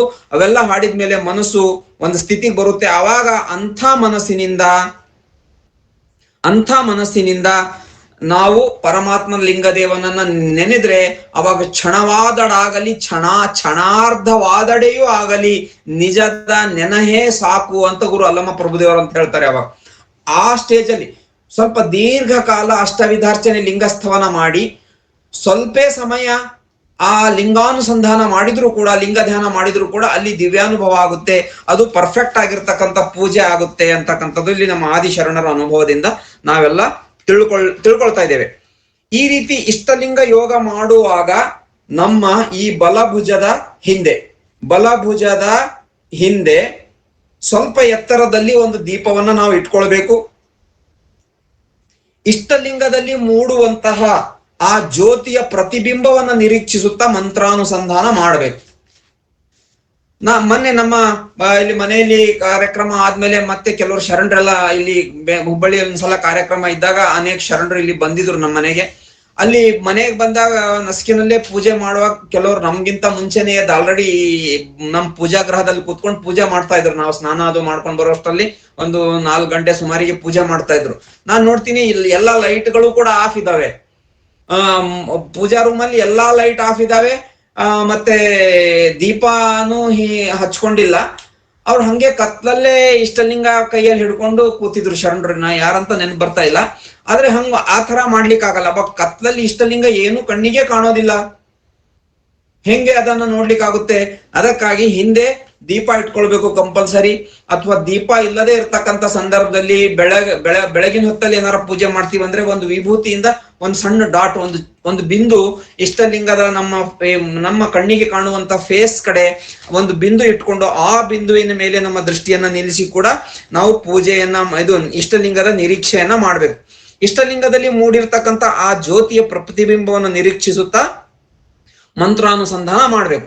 ಹಾಗೆ ನಾ ಹೇಳಿದ್ನಲ್ಲ, ಮಂತ್ರಾನುಸಂಧಾನ ಹೇಗ್ ನಡಿಬೇಕು ಅಂದ್ರೆ 1 ನಿಮಿಷದಲ್ಲಿ ಕೇವಲ ನಾವು 3 ಸಲ ಒಳಗಡೆ ಉಸಿರು ತಗೊಳ್ಬೇಕು, ಇನ್ನು 3 ಸಲ ಹೊರಗಡೆ ಬಿಡಬೇಕು. ಅಂತಂದ್ರೆ 10 ಸೆಕೆಂಡ್ ಉಸಿರು ತೆಗೆದುಕೊಳ್ಳತಕ್ಕಂಥದ್ದು, 10 ಸೆಕೆಂಡ್ ಉಸಿರು ಬಿಡುವಂತಹದ್ದು ನಾವು ಮಾಡ್ಬೇಕು. ಅಂದಾಗ ಅವಾಗ ನಮ್ಮ ಮನಸ್ಸು ಒಂದು ಸುಸ್ಥಿರಗೊಳ್ಳುತ್ತದೆ. ಅವಾಗ ಏನು ಆ ಚಂಚಲವಾಗಿರ್ತಕ್ಕಂಥ ಮನಸ್ಸಿನ ಕಾಲುಗಳು ಕಟ್ಟು ಹಾಕಿ ಕಣ್ಣಾಲಿಗಳನ್ನ ನಿಲ್ಲಿಸಿ ಆವಾಗ ಒಂದು ದಿವ್ಯಾನುಭವ ಅಂತಕ್ಕಂಥದ್ದು ನಮಗೆ ಆಗ್ಲಿಕ್ಕೆ ಶುರು ಆಗುತ್ತೆ. ಈ ರೀತಿ ಮಂತ್ರಾನುಸಂಧಾನ ಮಾಡ್ತಾ ಮಾಡ್ತಾ ಮಾಡ್ತಾ ಹೋದಾಗ ಒಂದು ವೇಳೆ ಅಂಥ ಸ್ಥಿತಿ ಅಳವಟ್ರೆ, ಯಾವ ಸ್ಥಿತಿ, ಆ ಇಷ್ಟಲಿಂಗದ ನಿರೀಕ್ಷಣೆ ಮಾಡ್ತಕ್ಕಂಥ ದೀರ್ಘವಾದ ಉಸಿರಾಟ ನಮ್ಮನ್ನ ನಾವು ಮರೆಯುವಂತ ಸ್ಥಿತಿ ಅಳವಟ್ರೆ, ಆಗ ಆ ಸ್ಥಿತಿಯಿಂದ ನಾವು ಎದ್ದೇಳ್ಲಿಕ್ಕೆ ನಮ್ಮ ಮನಸ್ಸೇ ಬರೋದಿಲ್ಲ. ಮನಸ್ಸು ಆಗೋದೇ ಇಲ್ಲ. ಈಗ ಅವಾಗ ನಾನು ಇಷ್ಟಲಿಂಗ ಮತ್ತೆ ಲಿಂಗ ಧ್ಯಾನಕ್ಕೆ ಹೋಗ್ಬೇಕು ಅಥವಾ ನಾನು ಮತ್ತೆ ಮುಂದಿನ ಕಾರ್ಯಗಳಿಗೆ ಗಣಿ ಆಗ್ಬೇಕು, ಎಲ್ಲವನ್ನು ಆ ಸ್ಥಿತಿ ಇನ್ನಷ್ಟು ಅನುಭವಿಸ್ಬೇಕು ಅಂತ ಮನಸ್ಸಿಗಾಗುತ್ತೆ. ಯಾವಾಗ ನಾವು ಬೇಗ ಪೂಜೆ ಮುಗಿಸ್ಬೇಕು ಅನ್ನೋ ಮನಸ್ಥಿತಿ ನಮಗ್ ಬಂದ್ರೆ ನಾವಿನ್ನು ಆ ದಿವ್ಯಾನುಭವದ ಸ್ಟೇಜ್ಗೆ ನಾವು ತಲುಪಿಲ್ಲ ಅಂತ ನಾವು ಅರ್ಥ ಮಾಡ್ಕೊಳ್ಬೇಕು. ನಮಗ ಅಲ್ಲಿ ಎದ್ದೇಳಿಕ್ ಮನಸ್ಸೇ ಆಗ್ತಾ ಇಲ್ಲ, ಬಲವಂತವಾಗಿ ನಾವು ಹೇಳಂಗ ಆದ್ರೆ ಅವಾಗ ನಮಗೆ ಅಂತ ದಿವ್ಯಾನುಭವ ಅಳವಟ್ಟಿದೆ ಅಂತ ನಾವು ಅರ್ಥ ಮಾಡ್ಕೋಬೇಕು. ಈಗ ಕರಸ್ಥಲದಲ್ಲಿ ಇಷ್ಟಲಿಂಗ ನೋಡುವಾಗ ಈ ರೀತಿ ಕೈ ಹಿಡ್ಕೊಂಡಾಗ ಏನಾಗುತ್ತೆ, ಆರಂಭದಲ್ಲಿ ಮಾಡೋರಿಗಾಗಿರ್ಬೋದು ಅಥವಾ ಬಹಳ ಹೊತ್ತು ಮಾಡ್ಬೇಕು ಅನ್ನೋರಿಗೆ ಈ ಕೈ ನೋವು ಬರ್ಲಿಕ್ಕೆ ಶುರು ಆಗುತ್ತೆ. ಈ ಕೈ ಇಲ್ಲಿನಿಂದ ಇಲ್ಲಿ ಶೋಲ್ಡರ್ ಅಲ್ಲೆಲ್ಲ ನೋವು ಬರ್ಲಿಕ್ಕೆ ಶುರು ಆಗುತ್ತೆ ಸ್ಟಾರ್ಟಿಂಗ್ ಅಲ್ಲಿ. ಅದು ಕೂಡ ಹಂಗೇನೆ, ಹಕ್ಕಿಯ ಕಾಲು ಕಟ್ ಹಾಕಿದಾಗ ರೆಕ್ಕೆ ಬಡಿಯುತ್ತಲ್ಲ, ಆ ರೀತಿ ಇದು ಮನಸ್ಸನ್ನು ನಿಲ್ಲಿಸಿದಾಗ ಫಸ್ಟ್ಗೆ ಕೈ ನೋವು ಬರ್ಲಿಕ್ಕೆ ಶುರು ಆಗುತ್ತೆ. ಸ್ವಲ್ಪ ಹೊತ್ತು ಆ ನೋವನ್ನ ತಡ್ಕೊಂಡು ಮತ್ತೆ ನಾವು ಸ್ವಲ್ಪ ಮುಂದೆ ಹೆಜ್ಜೆ ಇಟ್ಬಿಟ್ರೆ ಇಷ್ಟಲಿಂಗದಲ್ಲಿ, ಹಾಗೆ ಇಷ್ಟಲಿಂಗ ನಿರೀಕ್ಷಣೆ ಮುಂದುವರಿಸಿದರೆ ನೋವು ಮಾಯವಾಗಿ ಇಷ್ಟಲಿಂಗವು ನನ್ನ ಕೈಯಲ್ಲಿದೆಯೋ ಅಥವಾ ಹಾಗೆಯೇ ಗಾಳಿಯಲ್ಲಿ ತೇಲುತ್ತಿದೆಯೋ ಎನ್ನುವಂತೆ ಭಾಸವಾಗ್ತಾ ಇರುತ್ತೆ. ಇಷ್ಟಲಿಂಗದಲ್ಲಿ ಮೂಡಿದ ಜ್ಯೋತಿಯ ಪ್ರತಿಬಿಂಬದ ಹೊರತು ನಮಗೆ ಮತ್ತೇನೂ ಕಾಣಿಸೋದಿಲ್ಲ ಕಣ್ಣಿಗೆ. ಮೊನ್ನೆ ಹಿರಣ್ಣಯ್ಯ ಅಣ್ಣವರು ಹೇಳ್ತಾ ಇದ್ದಾರೆ, ನಾನು ಪೂಜೆ ಮಾಡುವಾಗ ನನಗಿಂಥ ಅನುಭವಗಳೆಲ್ಲ ಆಗ್ತಾ ಇರ್ತವೆ, ನನ್ಗೆ ಇಷ್ಟಲಿಂಗ ಬಿಟ್ರೆ ಮತ್ತೇನು ಕಾಣೋದಿಲ್ಲ ಅಂತ ಅವರೆಲ್ಲ ಹೇಳ್ತಾರೆ. ಹಾಗೆ ನಮಗೆ ಇಷ್ಟಲಿಂಗದ ಒಳಗಡೆ ಇರ್ತಕ್ಕಂಥ ಬಿಂದು ಮಾತ್ರ ಕಾಣುತ್ತೆ, ಬೆಳಕು ಮಾತ್ರ. ಇಷ್ಟಲಿಂಗದಲ್ಲಿ ಈ ಮೂಡಿರುವಂತಹ ಪ್ರತಿಬಿಂಬ ಮಾತ್ರ ನಮಗೆ ಜ್ಯೋತಿಯ ಪ್ರತಿಬಿಂಬದ ಹೊರತು ಮತ್ತೇನನ್ನು ಕಾಣೋದಿಲ್ಲ. ಆ ರೀತಿ ಆಗ್ಬೇಕು, ಅಂತಹ ಸ್ಥಿತಿಗೆ ನಾವು ತಲುಪಬೇಕು. ಆಗ ನಾನು ನೆಲದ ಮೇಲೆ ಕುಳಿತಿದ್ದೀನೋ ಅಥವಾ ಹಾಗೆಯೇ ಗಾಳಿಯಲ್ಲಿ ತೇಲುತ್ತಿದ್ದೇನೋ ಎನ್ನುವಷ್ಟು ಶರೀರ ಹಗರ ಆಗೋಗ್ಬಿಡ್ತದೆ. ಹಾಗೂ ಅಪಾರವಾಗಿರ್ತಕ್ಕಂಥ ಆನಂದ ಅಲ್ಲಿ ಆಗ್ಲಿಕ್ಕೆ ಶುರು ಆಗುತ್ತೆ. ಅಷ್ಟೊತ್ತಿಗೆ ನಮ್ಮ ಕಣ್ಣಾಲಿಗಳಲ್ಲಿ ಸುರಿಯುವಂತಹ ನೀರು ನಿಂತು ಹೋಗ್ಬಿಡ್ತದೆ, ಸ್ವಲ್ಪ ಹೊತ್ತು ಸುರಿದು ನಿಂತು ಬಿಡ್ತದೆ. ಅದಕ್ಕಾಗಿ ಸಾಧಕ ಜೀವಿ, ಇಷ್ಟಲಿಂಗ ಪೂಜೆ ಮಾಡುವಂತಹ ಭಕ್ತ ಕೈ ನೋವು ಬಂದ ತಕ್ಷಣ ಪೂಜೆ ಒಂದ್ ವೇಳೆ ಮುಗಿಸ್ಬಿಟ್ರೆ, ಕೈ ನೋವು ಕಾಲು ನೋವು ಏನೋ ಒಟ್ಟು ಕುತ್ಕೊಳಿಕ್ ಆಗ್ತಾ ಇಲ್ಲ ಅಂತ ಹೇಳ್ಬಿಟ್ಟು ಪೂಜೆ ಮುಗಿಸ್ಬಿಟ್ರೆ ಮುಂದೆ ಆಗುವಂತಹ ದಿವ್ಯಾನುಭಾವದಿಂದ ನಾವು ವಂಚಿತರಾಗ್ಬೇಕಾಗ್ತದೆ. ಅದಕ್ಕಾಗಿ ನಾವು ಸ್ವಲ್ಪ ಆ ನೋವುಗಳನ್ನ ತಡ್ಕೊಳ್ಬೇಕಾಗುತ್ತೆ. ಆರಂಭದಲ್ಲಿ ಕೂತ್ಕೊಂಡಾಗ ಕೈ ನೋವು, ಸ್ವಲ್ಪ ಕಾಲು ನೋವು ಏನ್ ಬರ್ತವೆ ಅವನ್ನ ತಡ್ಕೊಂಡು ಮುಂದಕ್ಕೆ ಹೋದ್ರೆ ಅವು ಮಾಯ ಆಗ್ಬಿಡ್ತವೆ, ಅವು ಇರೋದಿಲ್ಲ, ಶಾಶ್ವತವಾಗಿರೋದಿಲ್ಲ. ಅದಕ್ಕಾಗಿ ಈ ವಯಸ್ಸಾಗಿರ್ತಕ್ಕಂಥವ್ರು ಶರಣರು ಸ್ವಲ್ಪ ಯಾರಿಗಾರ ಕೈ ನಡುಕ್ತದೆ ಅಥವಾ ಬಹಳ ಹೊತ್ತು ನಾವು ಇಷ್ಟಲಿಂಗ ನಿರೀಕ್ಷಣೆ ಮಾಡ್ಲಿಕ್ಕೆ ಆಗಲ್ಲ ಅಂತಕ್ಕಂಥ ಏನಾರ ಭಾವನೆ ಇದ್ರೆ ಯೋಗ ದಂಡ ಅಂತಕ್ಕಂಥದ್ದು ಒಂದು ಇಟ್ಕೊಳ್ಬಹುದು. ಈ ಕೈ ಕೆಳಗಡೆ ಯೋಗ ದಂಡ ಅಂತ ಮಾಡಿಸ್ಕೊತಾರೆ. ಯೋಗ ದಂಡನು ಕೂಡ ನಾವು ಮಾಡ್ಕೊಂಡು ಇಟ್ಕೋಬಹುದು. ಅಲ್ಲಮ್ಮ ಪ್ರಭುದೇವರು ಅವ್ರ ಚಿತ್ರದಲ್ಲಿದೆ ಅಲ್ಲ, ಧ್ಯಾನ ಮಾಡ್ತಕ್ಕಂಥ ಅವರು ಸುಮ್ನೆ ಈ ರೀತಿ ಕೈ ಹಿಡ್ಕೊಂಡು ಕೂತಿರೋ ಚಿತ್ರ ಇದೆಯಲ್ಲ, ಆ ರೀತಿ ಒಂದು ಯೋಗ ದಂಡ ಅಂದ್ರೆ ತಮ್ಗೆಲ್ಲರಿಗೂ ಗೊತ್ತಿದೆ. ಅಂಥದ್ದೊಂದು ನಾವು ಮಾಡಿಸ್ಕೊಳ್ಬಹುದು. ಯೋಗ ದಂಡ ಅಂತಕ್ಕಂಥದ್ದು ಕೂಡ ತಮ್ಮ ಗಮನಕ್ಕೆ ತರ್ತಾ ಇದ್ದೀನಿ. ವಯಸ್ಸಾದವರಿಗೆ ಕೈ ನಡುತ್ತಕ್ಕಂಥವ್ರು ಯೋಗ ದಂಡವನ್ನ ಹಿಡ್ಕೊಂಡು ಕೂತ್ಕೊಂಡ್ರೆ ಕೈ ನೋವು ಬರೋದಿಲ್ಲ, ಮತ್ತೆ ನಾವು ಬಹಳ ಹೊತ್ತು ಇಷ್ಟಲಿಂಗ ನಿರೀಕ್ಷಣೆಯನ್ನ ಮಾಡಿ ಆ ಒಂದು ದಿವ್ಯಾನುಭವವನ್ನ ನಾವು ಪಡ್ಕೊಳ್ಬೇಕು. ಈ ಇಷ್ಟಲಿಂಗಾನುಸಂಧಾನ ಅಂದ್ರೆ ಲಿಂಗ ನಿರೀಕ್ಷಣೆ ಆದ್ಮೇಲೆ ಲಿಂಗ ಧ್ಯಾನ ಮಾಡ್ತೀವಿ, ನಾವೆಲ್ಲರೂ ಗೊತ್ತಿದೆ. ಇಷ್ಟಲಿಂಗ ಕೈಯಲ್ಲಿ ಹಿಡಿದು ಎರಡು ಕೈಗಳನ್ನ ಹೊಕ್ಕುಳಿನ ಭಾಗದಲ್ಲಿ ಧ್ಯಾನ ಮುದ್ರೆಯಲ್ಲಿ ಇಟ್ಟುಕೊಂಡು ಮೂಗಿನ ತುದಿಯನ್ನ, ಈಗ ತಾವು ಅನೇಕ ಸಲ ಕೇಳಿರಿ, ಲಿಂಗ ಧ್ಯಾನ ಮಾಡುವಾಗ ನಮ್ಮ ದೃಷ್ಟಿಯನ್ನ ಹೃದಯ ಕಮಲದಲ್ಲಿ ನಿಲ್ಲಿಸಬೇಕು ಅಂತ ಹೇಳ್ತಾರೆ, ಅಥವಾ ಈ ಭ್ರೂ ಮಧ್ಯದಲ್ಲಿ ನಿಲ್ಲಿಸಬೇಕು ಅಂತ ಹೇಳ್ತಾರೆ. ಹೃದಯ ಕಮಲದಲ್ಲಿ ನಿಲ್ಲಿಸೋದಂದ್ರೆ ಏನು? ನಮ್ಮ ಕಣ್ಣುಗಳಿಂದ ಈ ಮೂಗಿನ ತುದಿಯನ್ನ ನೋಡ್ತಾ ನೋಡ್ತಾ ನೋಡ್ತಾ ಕಣ್ಣು ಮುಚ್ಕೊಂಡ್ ಬಿಡ್ಬೇಕು.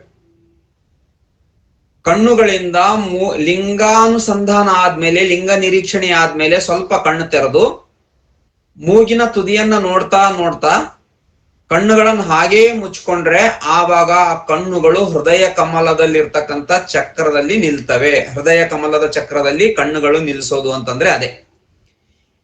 ಇನ್ನ ಈ ಕಣ್ಣು ಒಂದ್ಸಲ ಲಿಂಗಾನುಸಂಧಾನ ಆದ್ಮೇಲೆ ಒಂದ್ಸಲ ಕಣ್ಣು ತೆರೆದು ನಮ್ಮ ಎರಡು ಕಣ್ಣಿನ ಹುಬ್ಬುಗಳು ಸಂಧಿಸುವಂತಹ ಜಾಗದಲ್ಲಿ ಕಣ್ಣುಗಳನ್ನ ಮತ್ತೆ ಮೇಲೆ ತಗೊಂಡು ಹೋಗಿ ನೋಡ್ತಾ ನೋಡ್ತಾ ಹಾಗೇನೆ ಕಣ್ಣು ಮುಚ್ಕೊಂಡ್ ಬಿಟ್ರೆ ಆವಾಗ ಆ ದೃಷ್ಟಿಯನ್ನ ಭೂಮಧ್ಯದಲ್ಲಿ ನಿಲ್ಲಿಸೋದು ಅಥವಾ ಆಜ್ಞಾ ಚಕ್ರದಲ್ಲಿ ನಿಲ್ಲಿಸೋದು ಅಂತ ಕರೀತಾರೆ. ಒಂದೆರಡು ಸಲ ಪ್ರಯೋಗ ಮಾಡಿ ನೋಡ್ಕೊಳ್ಬೇಕು. ನಾವು ಎಲ್ಲಿ ನಮ್ಮ ದೃಷ್ಟಿ ನಿಲ್ಲಿಸಿದ್ರೆ ನಮಗೆ ಕಂಫರ್ಟ್ ಫೀಲ್ ಆಗುತ್ತೆ ಅಂತಕ್ಕಂಥದ್ದು ನೋಡ್ಕೊಂಡ್ಮೇಲೆ ಯಾವ ಚಕ್ರದಲ್ಲಿ ದೃಷ್ಟಿ ನಿಂತ್ರೆ ನಮಗೆ ಕಂಫರ್ಟ್ ಫೀಲ್ ಆಗುತ್ತೋ ಆ ಚಕ್ರದಲ್ಲಿ ದೃಷ್ಟಿ ನಿಲ್ಲಿಸ್ಕೊಂಡು ನಾವು ಒಂದು ಸಾಧನೆ ಮಾಡಬೇಕು, ಪೂಜೆ ಮಾಡಬೇಕು, ಧ್ಯಾನ ಮಾಡಬೇಕು. ಮತ್ತೆ ಸ್ವಲ್ಪ ದಿನಗಳಾದ ನಂತರ ಇನ್ನೊಂದು ಚಕ್ರದಲ್ಲಿ ದೃಷ್ಟಿಯನ್ನ ನಿಲ್ಲಿಸಿ ಆನಂದವನ್ನ ಹೊಂದಲಿಕ್ಕೆ ನಾವು ಪ್ರಯತ್ನ ಮಾಡಬೇಕು. ಆವಾಗ ನಮ್ಮ ದೇಹದಲ್ಲಿ ಒಂದು ಚಕ್ರ, ಷಡ್ವಿಧ ಲಿಂಗಗಳು ಅಂತ ಏನು ಕರೀತಾರೆ, ಅವು ಮತ್ತೆ ನಾನು ಮುಂದಿನ ಇದರಲ್ಲಿ ಅವುಗಳನ್ನು ಹೇಳ್ತೇನೆ. ಷಡ್ವಿಧ ಲಿಂಗಗಳು, ಷಡ್ಚಕ್ರಗಳಿಗೆ ಹೆಂಗೆ ನಾವು ಅಳವಡಿಸ್ಕೊಳ್ತಕ್ಕಂಥದ್ದು ಅಂತಕ್ಕಂಥದ್ದು. ಈಗ ಈ ರೀತಿ ಲಿಂಗಾನುಸಂಧಾನ ಆದ್ಮೇಲೆ ಲಿಂಗ ಧ್ಯಾನ ಏನ್ ಮಾಡ್ತೀವಲ್ಲ, ಇಷ್ಟಲಿಂಗ ಕೈಯಲ್ಲಿ ಹಿಡಿದು ಎರಡು ಕೈಗಳನ್ನು ಹೊಕ್ಕಳಿನ ಭಾಗದಲ್ಲಿ ಧ್ಯಾನ ಮುದ್ರೆಯಲ್ಲಿ ಇಟ್ಕೊಂಡು ಮೂಗಿನ ತುದಿಯನ್ನು ನೋಡ್ತಾ ಕಣ್ಣುಗಳು ಮುಚ್ಚಿದರೆ ಅದು ಹೃದಯ ಕಮಲದಲ್ಲಿ ನಿಲ್ತದೆ.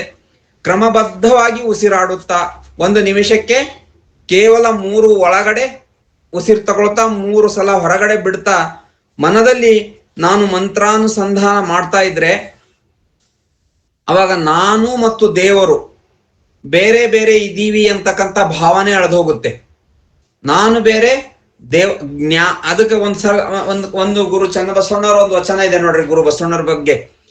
ಜ್ಞಾತೃ ಜ್ಞಾನ ಜ್ಞೇಯವೆಂಬ ತ್ರಿವಿಧವನು ಅಳಿದ ಗುರುವೇ ಅಂತ. ಜ್ಞಾತೃ ಜ್ಞಾನ ಜ್ಞೇಯವೆಂಬ ತ್ರಿವಿಧವನು ಅಳಿದ ಗುರುವೇ ಅಂತ. ಆ ಜ್ಞಾತೃ ಅಂದ್ರೆ ನಾನು ಅರಿಯುವಂತವನು, ಜ್ಞೇಯ ಅಂದ್ರೆ ಅರಿಯುವ ಪ್ರೊಸೆಸ್, ಜ್ಞಾನ ಅಂದ್ರೆ ಆ ಪರಮಾತ್ಮ ಅಂತ. ಜ್ಞಾತೃ ಅಂದ್ರೆ ಅರಿಯುವವನು, ಜ್ಞಾನ ಅಂದ್ರೆ ಪರಮಾತ್ಮನು, ಜ್ಞೇಯ ಅಂದ್ರೆ ಅರಿತಕ್ಕಂಥ ಪ್ರೊಸೆಸ್. ಇವೆಲ್ಲವೂ ಮರ್ತೋಗಿ ಜ್ಞಾತೃ ಜ್ಞಾನ ಜ್ಞೇಯವೆಂಬ ತ್ರಿವಿಧವನ್ನು ಅಳಿದ ಗುರುವೆ, ಇವೆಲ್ಲ ಅಳಿದು ಹೋಗಿ ನಾನು ಬೇರೆ, ಪರಮಾತ್ಮ ಬೇರೆ ಅಲ್ಲ ಅಂತಕ್ಕಂಥ ಭಾವ ನೆಲೆಗೊಳ್ಳುತ್ತದೆ. ಅದಕ್ಕೆ ದಯವಿಟ್ಟು ನೆನ್ಪಿಟ್ಕೊಳ್ಳಿ, ಇಂಥ ಒಂದು ದಿವ್ಯಾನುಭವ ಇದೆಯಲ್ಲ, ಇದು ಕೆಲವು ಕ್ಷಣಗಳು ಮಾತ್ರ, ಕೆಲವು ನಿಮಿಷಗಳು ಮಾತ್ರ ನಮಗೆ ಸಿಗುತ್ತೆ. ಇಡೀ ದಿನ ಅಥವಾ ಇಡೀ ದಿನ ಸಿಗೋದಿಲ್ಲ, ಅಥವಾ ದಿನನಿತ್ಯನೂ ಕೂಡ ನಾವು ಪೂಜೆ ಮಾಡಿದ್ರೆ ಅಂಥದೇ ದಿವ್ಯಾನುಭವ ಸಿಗ್ತದೆ ಅಂತ ಹೇಳಿಕ್ ಆಗೋದಿಲ್ಲ. ಅದಕ್ಕೆ ನಾವು ಎಷ್ಟು ನಮ್ಮ ಮನಸ್ಸನ್ನ ಅದನ್ನ ರಮಿಸಿ ಪೂಜೆಗೆ ನಾವು ತೊಡಗಿಸ್ತೇವೋ ಅಷ್ಟು ಅದು ದಿವ್ಯಾನುಭವ ತಂದುಕೊಳ್ತದೆ. ಅದಕ್ಕಾಗಿ ಈ ರೀತಿ ನಾವು ಮಾಡ್ಬೇಕು ಅಂತಂದ್ರೆ ಇಂಥ ಅನುಭವ ಹೇಗಾಗುತ್ತೆ ಅಂತಕ್ಕಂಥದ್ದು, ಇದನ್ನ ಹೇಗ್ ಮಾಡ್ಬೇಕು ಅಂತಕ್ಕಂಥದ್ದು ಸರ್ವಜ್ಞ ಕವಿ ಅವರಿಗೆ, ಅವರು ಕೂಡ ಇಷ್ಟಲಿಂಗ ಯೋಗಿಯಾಗಿ ಇಷ್ಟಲಿಂಗ ಪೂಜೆಯನ್ನ ಮಾಡಿ ಅಂತ ದಿವ್ಯಾನುಭವವನ್ನ ಪಡೆದುಕೊಂಡವರಾಗಿದ್ರು. ಈಗ ಅವರಿಗೆ ಹೆಂಗೆ ಈ ಅನುಭವ ಹೇಗಿರುತ್ತೆ ಅಂತ ಅವ್ರ ಮಾತುಗಳಲ್ಲಿ ಕೇಳೋದಾದ್ರೆ ಅವ್ರು ಹೇಳ್ತಾರೆ, ಆಸನವ ಚಲಿಸದೆ ನಾಸಿಕಾಗ್ರದ ದೃಷ್ಟಿ ಸೂಸುವ ಪವನವನ್ನು ನಿಲ್ಲಿಸಲ ಯೋಗಿ ಈಶನಾಗಿಕ್ಕು ಸರ್ವಜ್ಞ ಅಂತ. ಆಸನವ ಚಲಿಸದೆ ನಾಸಿಕಾಗ್ರದ ದೃಷ್ಟಿ ಸೂಸುವ ಪವನವನ್ನು ನಿಲ್ಲಿಸಲ ಯೋಗಿ ಈಶನಾಗಿಕ್ಕು ಸರ್ವಜ್ಞ. ನೋಡಿ, ನಾವು ಕೂತ್ಕೊಂಡಿರ್ತೀವಲ್ಲ ಅವಾಗ ಮೂಮೆಂಟ್ ಇರಬಾರ್ದು ಬಾಡಿಯಲ್ಲಿ, ಮೂಮೆಂಟ್ ಸಂಪೂರ್ಣವಾಗಿ ಸ್ತಬ್ಧ ಆಗಿ ಹೋಗ್ಬೇಕು. ಅದನ್ನು ಹೇಳ್ತಾ ಇದ್ದಾರೆ, ಆಸನವ ಚಲಿಸದೆ ನಾಸಿಕಾಗ್ರದ ದೃಷ್ಟಿ. ನಾಸಿಕಾಗ್ರದ ದೃಷ್ಟಿ ಅಂದ್ರೆ ನಾನು ಆಗ್ಲೇ ಹೇಳಿದ್ನಲ್ಲ, ನಮ್ಮ ಕಣ್ಣುಗಳಿಂದ ಮೂಗಿನ ತುದಿಯನ್ನ ನೋಡ್ತಾ ನೋಡ್ತಾ ನೋಡ್ತಾ ಕಣ್ಣು ಮುಚ್ಕೊಂಡು ಧ್ಯಾನಿಸ್ತಾ ಇದ್ರೆ ಹೃದಯ ಕಮಲದಲ್ಲಿ ಆ ದೃಷ್ಟಿ ನಿಲ್ತದೆ. ಅದನ್ನ ನಾಸಿಕಾಗ್ರದ ದೃಷ್ಟಿ ಅಂತ ಹೇಳ್ತಾ ಇದ್ದಾರೆ. ನಾಸಿಕಾಗ್ರದ ದೃಷ್ಟಿ ಸೂಸುವ ಪವನವನ್ನು ನಿಲ್ಲಿಸಲಾ ಯೋಗಿ. ಸೂಸುವ ಪವನವನ್ನು ನಿಲ್ಲಿಸೋದಂದ್ರೆ ಏನು? ನಾವು ಉಸಿರಾಟ ಏನ್ ಆಡ್ತೀವಲ್ಲ, ಅದು ಸೌಂಡ್ ಲೆಸ್ ಬ್ರೀತಿಂಗ್ ಆಗ್ಬೇಕು. ಈಗ ಸಾಮಾನ್ಯವಾಗಿ ಪ್ರಾಣಾಯಾಮ ಇಂಥವೆಲ್ಲ ಮಾಡುವಾಗ ಅಥವಾ ಅನುಲೋಮ ವಿಲೋಮ ಎಲ್ಲ ಮಾಡುವಾಗ ಸೌಂಡ್ ಆಗುತ್ತೆ, ಗಾಳಿಯ ಸೌಂಡ್ ಆಗ್ತಿರುತ್ತೆ. ಆದ್ರೆ ಗಾಳಿಯ ಸೌಂಡೇ ಆಗ್ಬಾರ್ದು, ಆ ರೀತಿ ನಾವು ಉಸಿರಾಟ ಮಾಡ್ಬೇಕು. ಈಗ ನಮ್ಮ ದೇಹದಲ್ಲಿ ನ್ಯಾಚುರಲಿ ಒಂದು ಉಷ್ಣ ಇರುತ್ತೆ, ಬಾಡಿ ಹೀಟ್ ಇರುತ್ತೆ, ಹೊರಗಡೆ ಏರ್ ಕೂಲ್ ಇರುತ್ತೆ. ನಮ್ಮ ಬಾಡಿಗಿಂತ ಹೊರಗಡೆ ಏರ್ ಕೂಲ್ ಇರುತ್ತೆ. ಅವಾಗ ಏನಾಗುತ್ತಂದ್ರೆ ನಾವು ದೀರ್ಘವಾಗಿ ಉಸಿರು ಮಾಡುವಾಗ ಈ ರೀತಿ ನಾಸಿಕಾಗ್ರದ ದೃಷ್ಟಿಯಲ್ಲಿ ಸ್ವಲ್ಪ ಗಮನವಿಟ್ಟು ತಾವು ಇದನ್ನೆಲ್ಲ ಕೇಳ್ಕೊಂಡ್ರೆ ಅರ್ಥ ಆಗುತ್ತೆ. ಒಂದ್ಸಲ ಅರ್ಥ ಆಗಿಲ್ಲ ಅಂತಂದ್ರೆ ಮತ್ತೆ ಈ ಸೆಷನ್ ಮುಗಿದ್ಮೇಲೆ ಅಂದ್ರೆ ತಾವೇನಾದ್ರೂ ತಮಗೆ ಯಾವ ಭಾಗದಲ್ಲಿ ಅರ್ಥ ಆಗಿಲ್ಲ ಅಂತ ಕೇಳಿದ್ರೆ ನಾನು ಅದನ್ನ ಮತ್ತೆ ವಿವರಿಸುವ ಪ್ರಯತ್ನ ಮಾಡ್ತೇನೆ. ಅಥವಾ ಮತ್ತೆ ತಮಗೆ ಸಮಯ ಸಿಕ್ಕಾಗ ಈ ರೆಕಾರ್ಡ್ ಆಗಿರ್ತಕ್ಕಂಥ ವಿಡಿಯೋ ನೋಡಿದ್ರು ತಮಗೆ ಇದ್ರದ್ದು ಅರ್ಥ ಆಗುತ್ತೆ. ಹೊರಗಡೆ ಗಾಳಿ ಕೂಲ್ ಆಗಿರ್ತದೆ, ನಮ್ಮ ಶರೀರ ಹೊರಗಡೆಯ ಗಾಳಿಗಿಂತದ ಹೆಚ್ಚಿನ ಉಷ್ಣತೆಯನ್ನು ನಮ್ಮ ಶರೀರ ಹೊಂದಿರ್ತದೆ. ಈಗ ನಾವು ರೂಮ್ ಟೆಂಪರೇಚರ್ ಅಂತ ಕರಿತೀವಿ. ರೂಮ್ ಟೆಂಪರೇಚರ್ ಎಷ್ಟಿರುತ್ತೆ? 26 ಡಿಗ್ರಿ 25 ಡಿಗ್ರಿ ಇರುತ್ತೆ. ಬಾಡಿ ಟೆಂಪರೇಚರ್ ಎಷ್ಟಿರುತ್ತೆ? 37 ಡಿಗ್ರಿ ಇರುತ್ತೆ. 36-37 ಡಿಗ್ರಿ ಬಾಡಿ ಟೆಂಪರೇಚರ್ ಇರುತ್ತೆ. ಆವಾಗ ಏನಾಗ್ತದೆ, ಈ ತಣ್ಣನೆಯ ಗಾಳಿ ನಮ್ಮ ಮೂಗಿನ ಹೊರಳೆಯಲ್ಲಿ ಹೋಗುವಾಗ ಈ ಮೂಗಿನ ತುದಿಗಳಿಗೆ ಅದರ ಸ್ಪರ್ಶ ಏನಾಗುತ್ತಲ್ಲ, ಗಾಳಿಯ ಸ್ಪರ್ಶ ಆದಾಗ ಈ ನಮ್ಮ ಮೂಗಿನ ತುದಿಗಳು ತಣ್ಣಗಾದಂಗೆ ನಮಗೆ ಫೀಲ್ ಆಗುತ್ತೆ, ಸ್ವಲ್ಪ ತಣ್ಣಗಾದಂಗೆ ಫೀಲ್ ಆಗುತ್ತೆ. ಈಗ ಹೃದಯ ಕಮಲದಲ್ಲಿ ನಿಲ್ಸೋದು, ಭ್ರೂ ಮಧ್ಯದಲ್ಲಿ ನಿಲ್ಸೋದು ಇವೆಲ್ಲ ಕಷ್ಟ ಅನ್ಸಿದ್ರೆ ಸರಳವಾದ ವಿಧಾನ ಯಾವುದಂದ್ರೆ, ಹೊರಗಡೆ ಗಾಳಿ ಕೂಲ್ ಇರುತ್ತೆ, ಬಾಡಿ ಟೆಂಪರೇಚರ್ ಜಾಸ್ತಿ ಇರ್ತದೆ. ಈ ತಣ್ಣನೆಯ ಈಗ ನಮ್ಮ ಕೈಗೆ ನಾವು ಐಸ್ ಮುಟ್ತೀವಲ್ಲ, ಹಿಮಗಡ್ಡೆ ಅಥವಾ ನಮ್ಮ ಫ್ರಿಜ್ ಅಲ್ಲಿ ರೆಫ್ರಿಜರೇಟರ್ ಅಲ್ಲಿ ಇಟ್ಟಿರ್ತಕ್ಕಂಥ ಐಸ್ ಕ್ಯೂಬ್ ಗಳನ್ನ ನಾವು ಮುಟ್ಟಿದ್ರೆ ನಮಗೆ ತಣ್ಣಗೆ ಯಾಕೆ ಅನಿಸ್ತದೆ ಗೊತ್ತಾ ನಿಮ್ಗೆ? ಅದು ತಣ್ಣಗಿರೋದಿಲ್ಲ, ಆಕ್ಚುಲಿ ಡಿಫರೆನ್ಸ್ ಆಫ್ ಟೆಂಪರೇಚರ್ ಅದು ಇದು ತಣ್ಣಗಿದೆಯಾ ಅಥವಾ ಇದು ಬಿಸಿ ಇದೆಯಾ ಅಂತಕ್ಕಂಥದ್ದು ನಮಗೆ ಗೊತ್ತು ಮಾಡೋದು. ಈಗ ನಮ್ಮ ಬಾಡಿಯಷ್ಟೇ ಬಿಸಿ ಆಗಿರುವಂತಹ ವಸ್ತುವನ್ನ ನಾವು ಮುಟ್ಟಿದ್ರೆ ಅದು ನಮಗೆ ಅದು ತಣ್ಣಗಿದೆಯಾ ಬಿಸಿ ಇದೆಯಾ ಅಂತಾನೆ ಗೊತ್ತಾಗಲ್ಲ. ನಮ್ಮ ಬಾಡಿ ಟೆಂಪರೇಚರ್ಗಿಂತ ಹೆಚ್ಚಿನ ಟೆಂಪರೇಚರ್ ಇರುವಂತ ವಸ್ತುಗಳನ್ನು ಮುಟ್ಟಿದಾಗ ನಮಗದು ಬಿಸಿ ಅನ್ಸುತ್ತೆ. ನಮ್ಮ ಬಾಡಿ ಟೆಂಪರೇಚರ್ಗಿಂತ ಕಡಿಮೆ ಟೆಂಪರೇಚರ್ ಇರುವಂತಹ ವಸ್ತುಗಳನ್ನು ಮುಟ್ಟಿದ್ರೆ ನಮಗೆ ಅದು ತಣ್ಣಗನ್ಸುತ್ತೆ. ಆ ರೀತಿ ಗಾಳಿ ತಣ್ಣಗಿರೋದ್ರಿಂದ ಬಾಡಿ ಟೆಂಪರೇಚರ್ಗಿಂತ ಮೂಗಿನ ಒಳಗಡೆ ಹೋಗುವಾಗ ಈ ಮೂಗಿನ ತುದಿಯಲ್ಲಿ ಅದರದ್ದು ಸ್ಪರ್ಶ ಆಗಿ ಇವು ತಣ್ಣಗನ್ಸ್ತವೆ ಗಾಳಿ ಒಳಗಡೆ ತೆಕ್ಕೊಳ್ಳುವಾಗ. ಅದನ್ನ ನಾವು ಗಮನಿಸ್ಬೇಕು. ಅದರ ಹತ್ರ ಮನಸ್ಸು ತಗೊಂಡು ಹೋಗ್ಬೇಕು. ಆ ತಣ್ಣಗೇನಾಗುತ್ತಲ್ಲ ಅಲ್ಲಿ ನಮ್ಮ ಮನಸ್ಸನ್ನ ತೆಗೆದುಕೊಂಡು ಹೋಗ್ಬೇಕು. ಅದೇ ರೀತಿ ಈ ರೀತಿ ದೀರ್ಘವಾಗಿ ಉಸಿರಾಟವನ್ನ ನಾವು ತೆಗೆದುಕೊಂಡು ಅದನ್ನು ನಿಧಾನಕ್ಕೆ ಹೊರಗಡೆ ಬಿಡುವಾಗ ಆ ಗಾಳಿ ಏನ್ ಮಾಡುತ್ತೆ, ತಣ್ಣನೆಯ ಗಾಳಿ. ಈಗ ರೆಫ್ರಿಜರೇಟರ್ ಇರುತ್ತಲ್ಲ, ನಮ್ಮ ಮನೆಯಲ್ಲಿ ಇರ್ತಕ್ಕಂಥ ಫ್ರಿಜ್ಜಿನ ಹೊರಗಡೆ ಮೇಲ್ಭಾಗ ಇದೆಯಲ್ಲ, ಹೊರಗಡೆ ಮೇಲ್ಭಾಗ ಬಿಸಿಯಾಗಿರ್ತದೆ.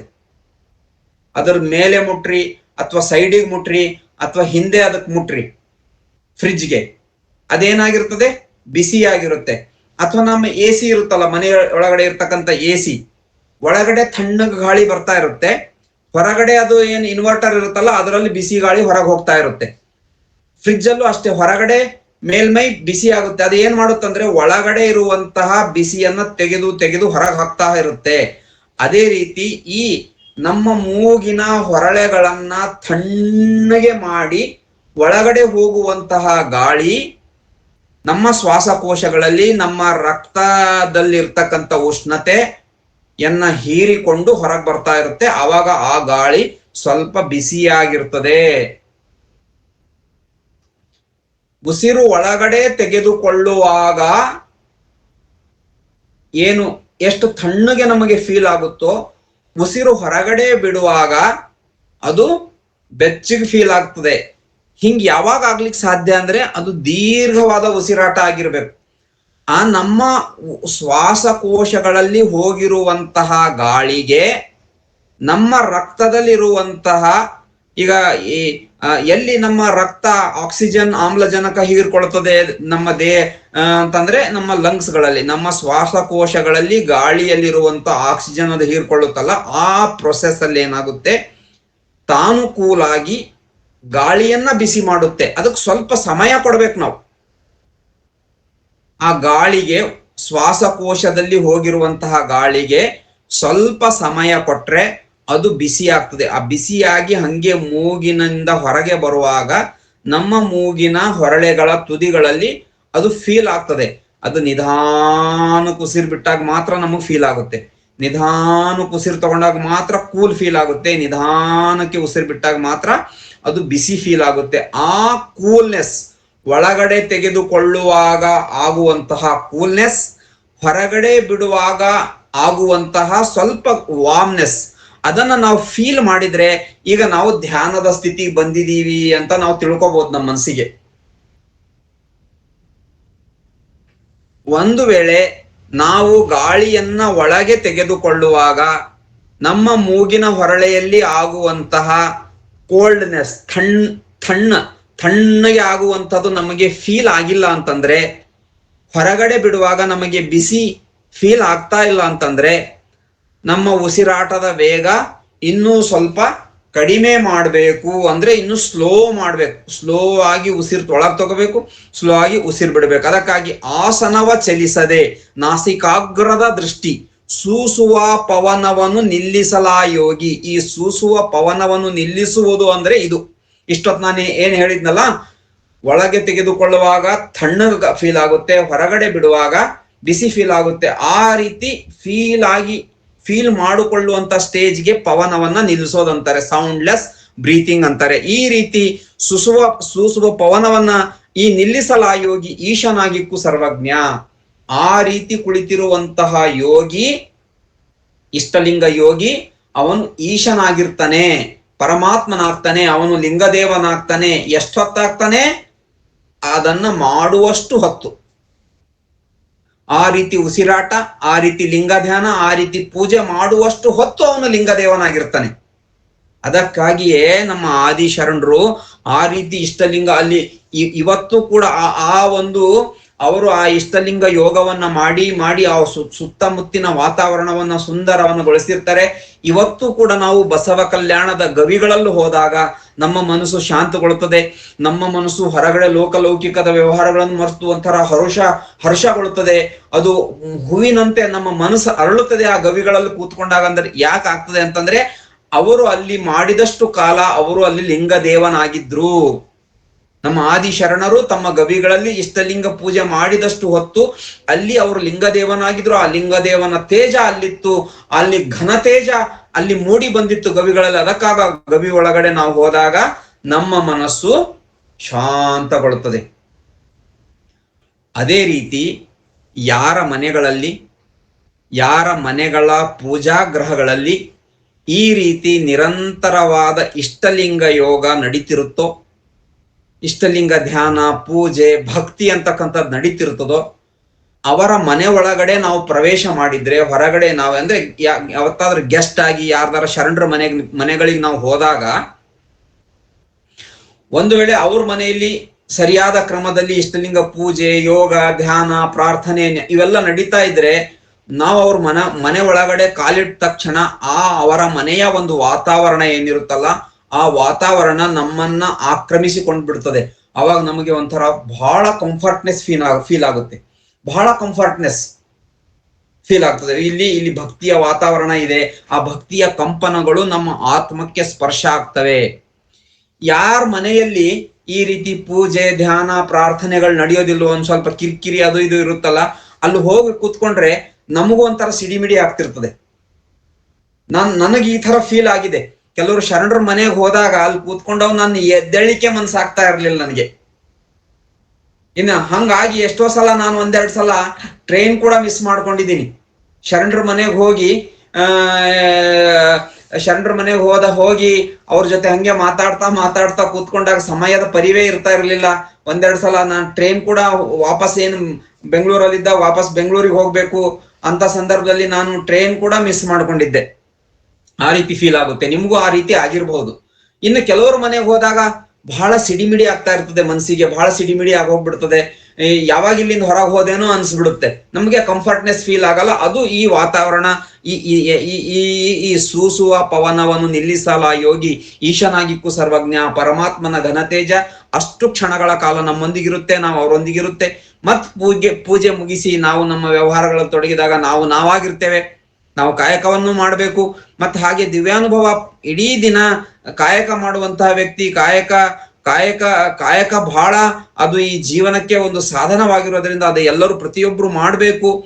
ಇದೆಲ್ಲ ಮುಗಿದ ಮೇಲೆ ವಯಸ್ಸಾದ್ಮೇಲೆ ನಾವು ಅದೇ ದಿವ್ಯಾನುಭವದಲ್ಲಿ ಇರ್ತೀವಿ ಅಂತಂದ್ರೆ ಇರ್ಬೋದು. ಆದ್ರೆ ಯಾವ ಕಾಯಕ ಮಾಡುವಂತ ವಯಸ್ಸಿನಲ್ಲಿ ಬೆಳಿಗ್ಗೆ ಹೊತ್ತು ಅಷ್ಟು ದಿವ್ಯಾನುಭವವನ್ನು ಪಡೆದು ನಮ್ಮ ಕಾಯಕವನ್ನ ನಾವು ಮಾಡೋದು, ಕಾಯಕವೂ ಕೂಡ ಇದು ಒಂದು ಪರಮಾತ್ಮನೊಲಿಸುವ ಸೇವೆ, ಅದು ದೇಶ ಸೇವೆ, ನಮ್ಮ ಕುಟುಂಬದ ಸೇವೆ, ನಮ್ಮ ಸಮಾಜದ ಸೇವೆ ಅಂತ ತಿಳ್ಕೊಂಡು ನಾವು ಮಾಡಿ ಮತ್ತೆ ಸಾಯಂಕಾಲ ಪೂಜೆಗೆ ಕೂತ್ಕೊಂಡು ಅಷ್ಟು ದಿವ್ಯಾನುಭವ ನಾವು ಪಡ್ಕೊಂಡ್ರೆ ಅಷ್ಟು ಸಾಕು ನಮ್ಮ ಜೀವನಕ್ಕೆ.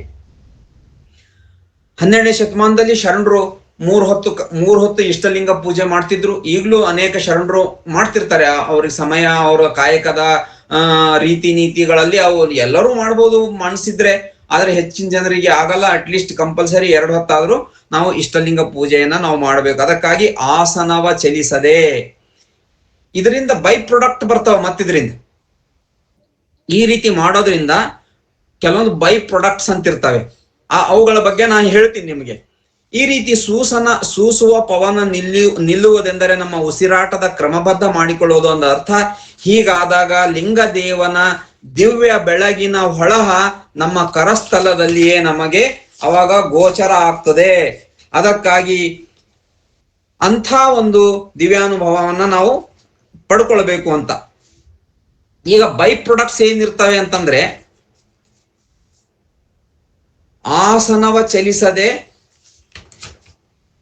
ನಾಸಿಕಾಗ್ರದ ದೃಷ್ಟಿ ಸೂಸುವ ಪವನವನ್ನು ನಿಲ್ಲಿಸಲ ಯೋಗಿ ಈಶನಾಗಿಕ್ಕು ಸರ್ವಜ್ಞ ಅಂತ ಹೇಳ್ತಾರಲ್ಲ, ಅಲ್ಲಿ ಇನ್ನೊಂದ್ ಕಡೆ ಅವ್ರ ಸರ್ವಜ್ಞ ಧ್ಯಾನದ ಹೊಸಬತ್ತಿ ಮೌನದ ತಿಳಿದುಪ್ಪ ಸ್ವಾನುಭಾವ ಉರಿವ ಬೆಳಗಿನ ಜ್ಯೋತಿಯಿಂ ಅಜ್ಞಾನದ ಕೆಡಗು ಸರ್ವಜ್ಞ ಅಂತ. ಧ್ಯಾನದ ಹೊಸಬತ್ತಿ, ಅದು ದಿನ ನಾವು ಪೂಜೆ ಮಾಡುವಂತಹ, ದಿನ ಮಾಡುವಂತ ಧ್ಯಾನ, ದಿನ ಮಾಡುವಂತಹ ಲಿಂಗ ಪೂಜೆ ಅದು ಹೊಸತಾಗಿರಬೇಕು. ದಿನನಿತ್ಯ ನಾವು ಅಂಥ ಒಂದು ಚಿನ್ಮಯರಾಗ್ಬೇಕು. ಚಿನ್ಮಯ ಆಗೋದಂತಂದ್ರೆ ಏನು? ಹೊಸತನ್ನ ಮೈಗೂಡಿಸಿಕೊಳ್ಬೇಕು. ಇವತ್ತಿನ ಪೂಜೆಗೆ ಮತ್ತೆ ಹೊಸ ಭಾವನೆ. ಅದಕ್ಕಾಗಿ ಹೇಳ್ತಾರೆ, ಹರಿವ ನೀರಿನ ತೆರವ ಹೋಲಬಲ್ಲಡೆ ಭಕ್ತಿ ಅಂತಕ್ಕಂಥದ್ದು ಗುರು ಬಸವಣ್ಣವ್ರ ವಚನ. ಹರಿವ ನೀರ್ ಹೆಂಗಿರ್ತದೆ?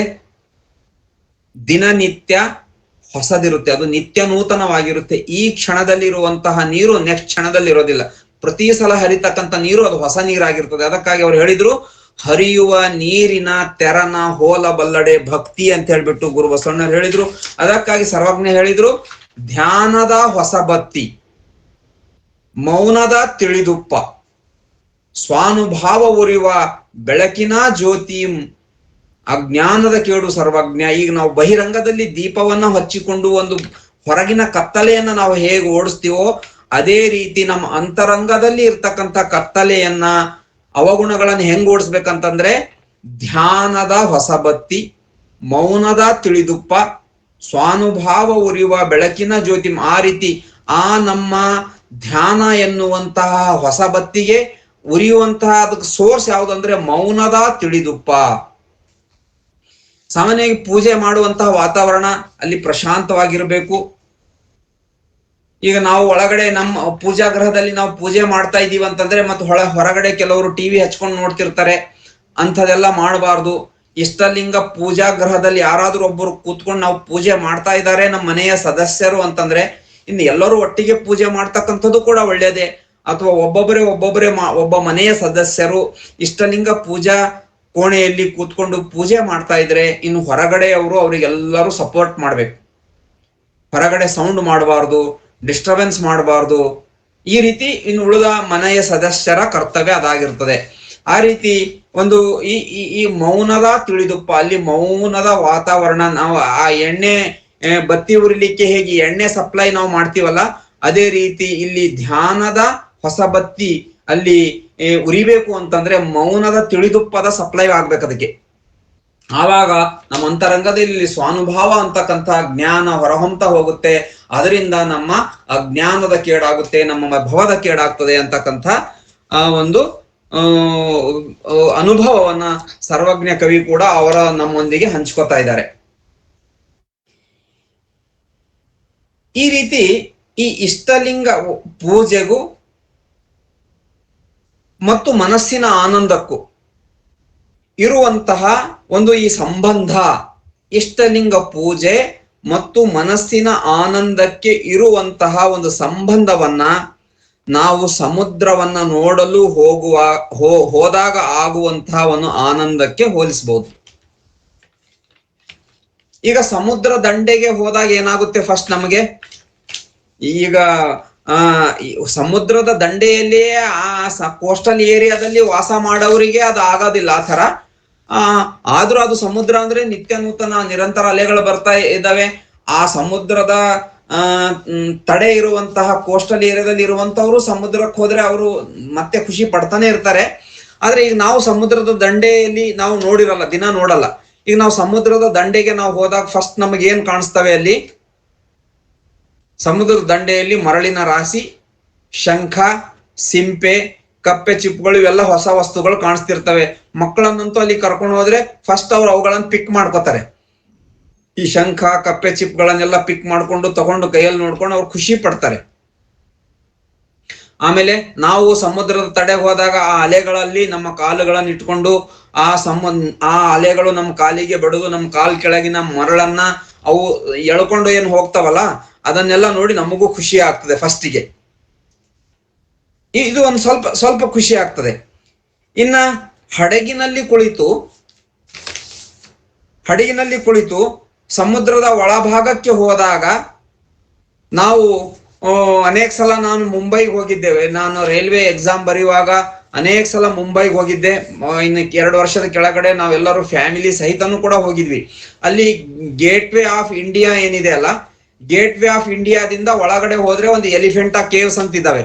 ಆ ಎಲಿಫೆಂಟಾ ಕೇವ್ಸ್ ಅಲ್ಲಿ ನಮಗೆ ಆ ದೋಣಿಗಳಲ್ಲಿ, ದೊಡ್ಡ ದೊಡ್ಡ ದೋಣಿಗಳಲ್ಲಿ ಕರ್ಕೊಂಡು ಹೋಗ್ತಾರಲ್ಲ, ಹಾಗೆ ಹೋಗುವಾಗ ಅವಾಗ ನಮಗೆ ಈ ಸಮುದ್ರದ ಸಮುದ್ರದ ದಡದಲ್ಲಿ ನೋಡಿರುವಂತಹ ಕಪ್ಪೆ ಚಿಪ್ಪು ಶಂಖಗಳನ್ನು ನೋಡಿರುವ ಆನಂದಕ್ಕಿಂತ ಹೆಚ್ಚಿನ ಆನಂದ ಒಳಗೋಗುತ್ತೆ. ಯಾಕೆಂದ್ರೆ ವಿಶಾಲವಾದ ಸಮುದ್ರ ನಮಗೆ ಕಾಣ್ತಾ ಇರುತ್ತೆ. ಅದರದ್ದು ತುದಿನೇ ಕಾಣೋದಿಲ್ಲ. ಆ ರೀತಿ ವಿಶಾಲವಾದ ಸಮುದ್ರವನ್ನ ನೋಡಿ ನಮಗೆ ಒಂದು ಸೆಕೆಂಡ್ ಸ್ಟೇಜ್ ಆನಂದ ಆಗುತ್ತೆ. ಹಡಗಿನಲ್ಲಿ ಕುಳಿತು ಸಮುದ್ರದ ಒಳಭಾಗಕ್ಕೆ ಹೋದಾಗ ಸಮುದ್ರದ ವೈಶಾಲ್ಯತೆಯನ್ನು ಕಂಡು ಮೊದಲಿಗಿಂತ ಸ್ವಲ್ಪ ಹೆಚ್ಚು ಆನಂದ ಆಗ್ತದೆ. ಅಲ್ಲಿ ಅಲೆಗಳಿದ್ದರೂ ಭೋರ್ಗರಿಯುವ ಶಬ್ದವಿರೋದಿಲ್ಲ. ಈ ಸಮುದ್ರದ ಭೋರ್ಗರಿಯುವ ಶಬ್ದ ಎಲ್ಲಿ ಕೇಳಿಸುತ್ತೆ? ಸಮುದ್ರದ ತಡೆಯಲ್ಲಿ ಮಾತ್ರ ಆ ಭೋರ್ಗರಿಯುವಂತ ಶಬ್ದ ಕೇಳಿಸ್ತದೆ. ಸಮುದ್ರದ ಒಳಗಡೆ ಹೋದ್ರೆ ಅಲೆಗಳಿರ್ತವೆ, ಅಪ್ ಅಂಡ್ ಡೌನ್ಸ್ ಇರ್ತವೆ, ಆದ್ರೆ ಆ ಶಬ್ದ ಇರೋದಿಲ್ಲ, ಭೋರ್ಗರಿತಕ್ಕಂಥ ಶಬ್ದ ಇರೋದಿಲ್ಲ. ಅದೇ ರೀತಿ ಒಂದು ವಿಶೇಷವಾದ ಸಾಧನಗಳಿಂದ ಈ ಸ್ಕೂಬಾ ಡೈವ್ ಅಂತ ಕರೀತಾರಲ್ಲ, ಸ್ಕೂಬಾ ಡೈವ್ ಆಗಿರ್ಬೋದು ಅಥವಾ ಸಬ್ಮರೈನ್ ಅಂತ ಕರೀತಾರೆ. ಸಬ್ಮರೈನ್ ಅವು ಕೆಲವೊಂದು ಕಡೆ ಇರ್ತವೆ. ಆ ರೀತಿ ಹೋಗ್ಲಿಕ್ಕೆ ಸಮುದ್ರದ ಒಳಗಡೆನೆ ಕೆಲವೊಂದು ಹೋಟೆಲ್ಗಳೆಲ್ಲ ನಿರ್ಮಾಣ ಮಾಡಿದ್ದಾರೆ. ಅವಾಗ ಏನಾಗುತ್ತೆ, ಅಂಥ ವಿಶೇಷವಾದ ಸಾಧನಗಳಿಂದ ಸಮುದ್ರದ ಆಳಕ್ಕೆ ನಾವು ಹೋದ್ರೆ, ಸಮುದ್ರದ ಆಳಕ್ಕೆ ಹೋದ್ರೆ ಬಹಳ ಇಂಪಾರ್ಟೆಂಟ್ ಇದೆ ವಿಷಯ ಇಲ್ಲಿ, ಅವಾಗ ನೀವು ತಿಳ್ಕೊಳ್ರಿ. ಅಲ್ಲಿ ಏನಾಗುತ್ತೆ, ಸಮುದ್ರದ ಆಳಕ್ಕೆ ಹೋದ್ರೆ ಅಲ್ಲಿ ದೊಡ್ಡ ಮೀನುಗಳು, ಭಯಂಕರವಾಗಿರ್ತಕ್ಕಂಥ ಜಲಚರಗಳು, ತಿಮಿಂಗಲಗಳು, ಇವೆಲ್ಲ ಸಬ್ಮರೈನಲ್ಲಿ ಹೋದವ್ರಿಗೆ ಕಾಣಿಸ್ತದೆ. ಆವಾಗ ಅವುಗಳಿಗೆ ನೋಡಿ ಸ್ವಲ್ಪ ಹೆದರಿಕೆ ಆಗ್ತದೆ. ಆ ಸಬ್ಮರೈನಲ್ಲಿ ಹೋಗ್ತಕ್ಕಂಥವ್ರು, ಈ ಮುತ್ತುಗಳನ್ನೆಲ್ಲ ಹುಡುಕ್ತಕ್ಕಂಥವ್ರು, ಹಂಗೆ ಸಬ್ಮರೈನ್ ಅಥವಾ ಸ್ಕೂಬಾ ಡೈವ್ ಎಲ್ಲ ಮಾಡ್ಕೊಂಡು ಅವ್ರಗಳಲ್ಲಿ ಒಂದು ವಿಶೇಷ ಸಾಧನ ಇರ್ತದೆ. ಅವುಗಳನ್ನ ರಿಪೆಲ್ ಮಾಡ್ತಕ್ಕಂಥ ಪ್ರಾಣಿಗಳನ್ನ ರಿಪೆಲ್ ಮಾಡ್ಬೇಕು, ಅವು ನಮ್ಮ ಹತ್ರಕ್ಕೆ ಬರಬಾರ್ದು ಅನ್ನೋ ಥರಕ್ಕೆ ಒಂದು ರೀತಿ ಕಂಪನಗಳನ್ನು ಉಂಟು ಮಾಡ್ತಿರ್ತಾರೆ, ಅಂತಹ ಸಾಧನಗಳಿರ್ತವೆ. ಹೀಗಾಗಿ ಆ ಸ್ಕೂಬಾ ಡೈವ್ ಮೂಲಕ ಸಮುದ್ರದ ಒಳಗೆ ಹೋಗೋರು ಈ ತಿಮಿಂಗಲಗಳಿಗೆ, ಈ ಶಾರ್ಕ್ಗಳಿಗೆ ಇವೆಲ್ಲ ಹೆದರದೆ ಹಂಗೆ ಸ್ವಲ್ಪ ಆಳಕ್ಕೆ ಹೋದ್ರೆ, ಇವುಗಳಿಗೆ ಹೆದರದೆ ಮುಂದುವರೆದು ಸಮುದ್ರದ ತಳಭಾಗಕ್ಕೆ ಹೋದಾಗ ಸಮುದ್ರದ ಅಮೂಲ್ಯ ಸಂಪತ್ತಾದ ಮುತ್ತು, ರತ್ನ, ಹವಳಗಳು ಅಲ್ಲಿ ನಮಗೆ ದೊರಕ್ತವೆ. ಆಗ ಮನಸ್ಸಿಗೆ ಅಪಾರವಾದಂತಹ ಆನಂದ ಆಗ್ತದೆ. ಈ ಆನಂದ ಮೊದಲಿನ 2 ಆನಂದಗಳಿಗಿಂತ ಹೆಚ್ಚಿನ ಆನಂದ ಆಗಿರ್ತದೆ. ಕಪ್ಪೆ ಚಿಪ್ಪು ಶಂಖಗಳನ್ನ ನೋಡಿದಾಗಿನಗಿಂತ ಆನಂದ, ಹಡಗಿನಲ್ಲಿ ಕೂತ್ಕೊಂಡು ಸಮುದ್ರದ ಮಧ್ಯದಲ್ಲಿ ಹೋದಾಗಿನಗಿಂತ ಹೆಚ್ಚಿನ ಆನಂದ ಆ ಸಮುದ್ರದ ಅಂತರಂಗದಲ್ಲಿ ಅಡಗಿರುವಂತಹ ಮುತ್ತು ರತ್ನಗಳನ್ನು ನೋಡಿದಾಗ ಹೆಚ್ಚಿನ ಆನಂದ ಆಗುತ್ತೆ. ಇದು ಆ 2 ಆನಂದಗಳಿಗೆ ಮೀರಿದ ಆನಂದ.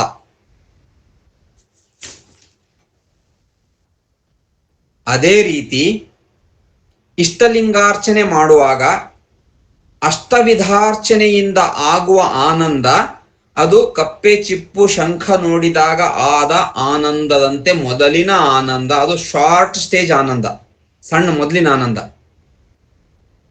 ಅಷ್ಟವಿಧಾರ್ಚನೆಯನ್ನು ದಾಟಿ ಲಿಂಗಸ್ಥವನಕ್ಕೆ ಬಂದಾಗ, ಅಷ್ಟವಿಧಾರ್ಚನೆಯನ್ನು ದಾಟಿ ಲಿಂಗಸ್ಥವನಕ್ಕೆ ಬಂದಾಗ ಸಮುದ್ರದ ಮಧ್ಯದಲ್ಲಿ ನಿಂತು ನೋಡಿದಷ್ಟು ಆನಂದ ಆಗ್ತದೆ. ಅಂದ್ರೆ ಅಲ್ಲಿ ಪರಮಾತ್ಮನ ಒಂದು ಸ್ವರೂಪ, ಲಿಂಗಸ್ಥವನ ಮಾಡುವಾಗ ನಾವು ಪರಮಾತ್ಮನ ಸ್ವರೂಪದ ಗುಣಗಾನ ಮಾಡ್ತೀವಿ. ಸಮುದ್ರ ಅಷ್ಟು ದೊಡ್ಡದಿದೆ, ವಿಶಾಲ ಇದೆ ಅಂತ ಹೇಳುವ ಹಾಗೆ ಪರಮಾತ್ಮನು ಜಗದಗಲ, ಮುಗಿಲಗಲ, ಮಿಗೆಯಗಲ ನಿಮ್ಮಗಲ, ಪಾತಾಳದಿಂದ ತತ್ತ ನಿಮ್ಮ ಶ್ರೀಚರಣ, ಬ್ರಹ್ಮಾಂಡದಿಂದ ಅಗಮ್ಯ ಅಗೋಚರ ಅಪ್ರತಿಮ ಲಿಂಗವೇ ಲಿಂಗ ದೇವಯ್ಯ, ನೀವೆನ್ನ ಕರಸ್ಥಲಕ್ಕೆ ಬಂದು ಚುಳುಕಾದಿರಯ್ಯ.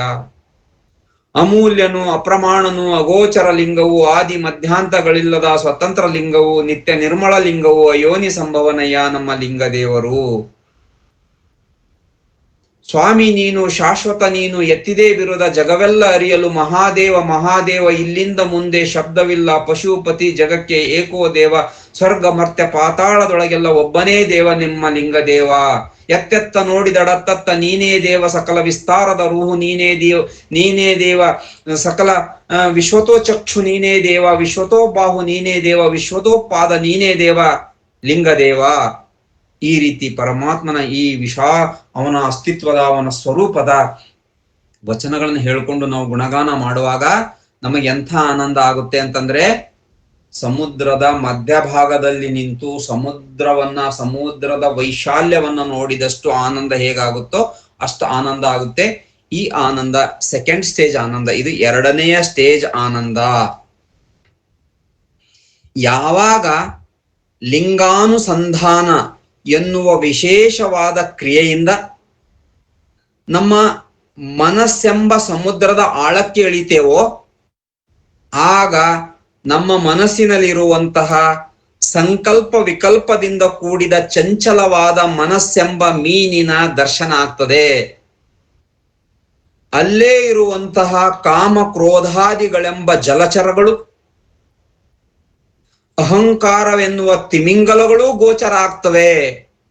ಅವಾಗ ಅವು ಎದ್ದು ಬರ್ಲಿಕ್ಕೆ ಶುರು ಆಗ್ತಾವ. ನಾವು ಲಿಂಗಾನುಸಂಧಾನ ಮಾಡ್ತಾ ಮಾಡ್ತಾ ಹೋದಾಗ ಅವು ಸ್ವಲ್ಪ ಒಳಗಡೆ ಇವೆಲ್ಲ ಸ್ವಲ್ಪ ಗೋಚರಿಸ್ತಾ ಹೋಗ್ತವೆ ನಮಗೆ. ಅವು ಧ್ಯಾನ ಮಾಡ್ಲಿಕ್ಕೆ ಬಿಡಲ್ಲ ಅವಾಗ.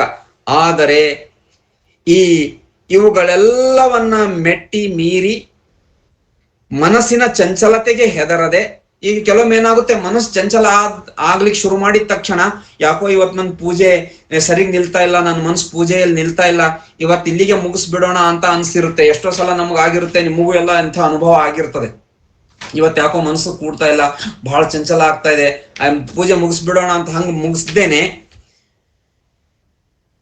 ಲಿಂಗಾನುಸಂಧಾನದ ಈ ಮನಸ್ಸಿನ ಚಂಚಲತೆಗೆ ಹೆದರದೆ ಲಿಂಗಾನುಸಂಧಾನದ ಆಳಕ್ಕೆ ಇಳಿಯುತ್ತಿದ್ದಂತೆ ಆನಂದದ ಸ್ಥಿತಿ ಆರಂಭವಾಗ್ತದೆ. ಯಾವಾಗ ಲಿಂಗ ಧ್ಯಾನ ಎನ್ನುವ ತಳಕ್ಕೆ ಇಳಿಯುತ್ತೇವೆಯೋ ಅಲ್ಲಿಯೇ ಅಂತರಂಗದ ಅಮೂಲ್ಯ ನಿಧಿಯಾದ ಲಿಂಗದೇವನ ಸ್ವರೂಪದ ಆತ್ಮ ಚೈತನ್ಯದ ದರ್ಶನವಾಗುತ್ತದೆ. ಅಂಥ ದರ್ಶನವನ್ನ ಹೇಳಲಿಕ್ಕೆ ಹೆಂಗಾಗುತ್ತೆ ಅಂತ ಹೇಳಲಿಕ್ಕೆ ನಾವು ಅಕ್ಕ ಮಹಾದೇವಿ ತಾಯಿಯವರಿಗೆ ಕೇಳಿದ್ರೆ ಅದನ್ನ ಅವರ ಅನುಭವವಾಣಿಯಲ್ಲಿ ಹೇಳ್ತಾರೆ. ಅವರ ನುಡಿಯಲ್ಲಿ ಅದನ್ನ ಕೇಳಿ ತಿಳ್ಕೊಳ್ಳೋಣ. ಕೋಟಿ ರವಿ ಶಶಿಗಳಿಗೆ ಮೀಂಟದ ಪ್ರಭೆ ಬಂದು ನಾಟಿತ್ತು ಎನ್ನ ಕರದೊಳಗೆ ಇದ ಕಂಡು ದಾಂಟಿದೆನು ಭವದ ಗುಳಿಗಳನ್ನು. ಲಿಂಗದೇವರು ಎನ್ನುವಂತಹ ತತ್ವ ಅದು ಪರಮ ಸತ್ಯವಾದುದು. ಇದು ಜೀವಾತ್ಮನಲ್ಲಿ ಹಲವಾರು ಹಂತಗಳಲ್ಲಿ ಹಾಯ್ದು ಬಂದಿದೆ. ಸಾಧಕ ತನ್ನ ಮನಸ್ಸಿಗೆ ಗ್ರಹಿಸಿಕೊಳ್ಳುವ ಶಕ್ತಿ, ಸಾಧಕನ ಮನಸ್ಸಿಗೆ ಅದನ್ನ ಗ್ರಹಿಸಿಕೊಳ್ಳತಕ್ಕಂಥ ಶಕ್ತಿ ಸಾಮರ್ಥ್ಯ ಬಂದಾಗ ಪರಮ ಸತ್ಯವು ಅನುಭವಕ್ಕೆ ಬರುತ್ತದೆ. ಆ ಗ್ರಹಿಕೆಯ ಶಕ್ತಿಯನ್ನು ಪಡೆದುಕೊಂಡು ಕೋಟಿ ರವಿ ಶಶಿಗಳಿಗೆ ಮೀಟಿದ ಪ್ರಭೆಯನ್ನು ನಮ್ಮ ಕರಸ್ಥಲದಲ್ಲಿ, ಮನಸ್ಥಲದಲ್ಲಿ, ಭಾವಸ್ಥಲದಲ್ಲಿ ಕಂಡುಕೊಳ್ಳುವುದೇ ಇಷ್ಟಲಿಂಗ ಯೋಗದ ಗುರಿ.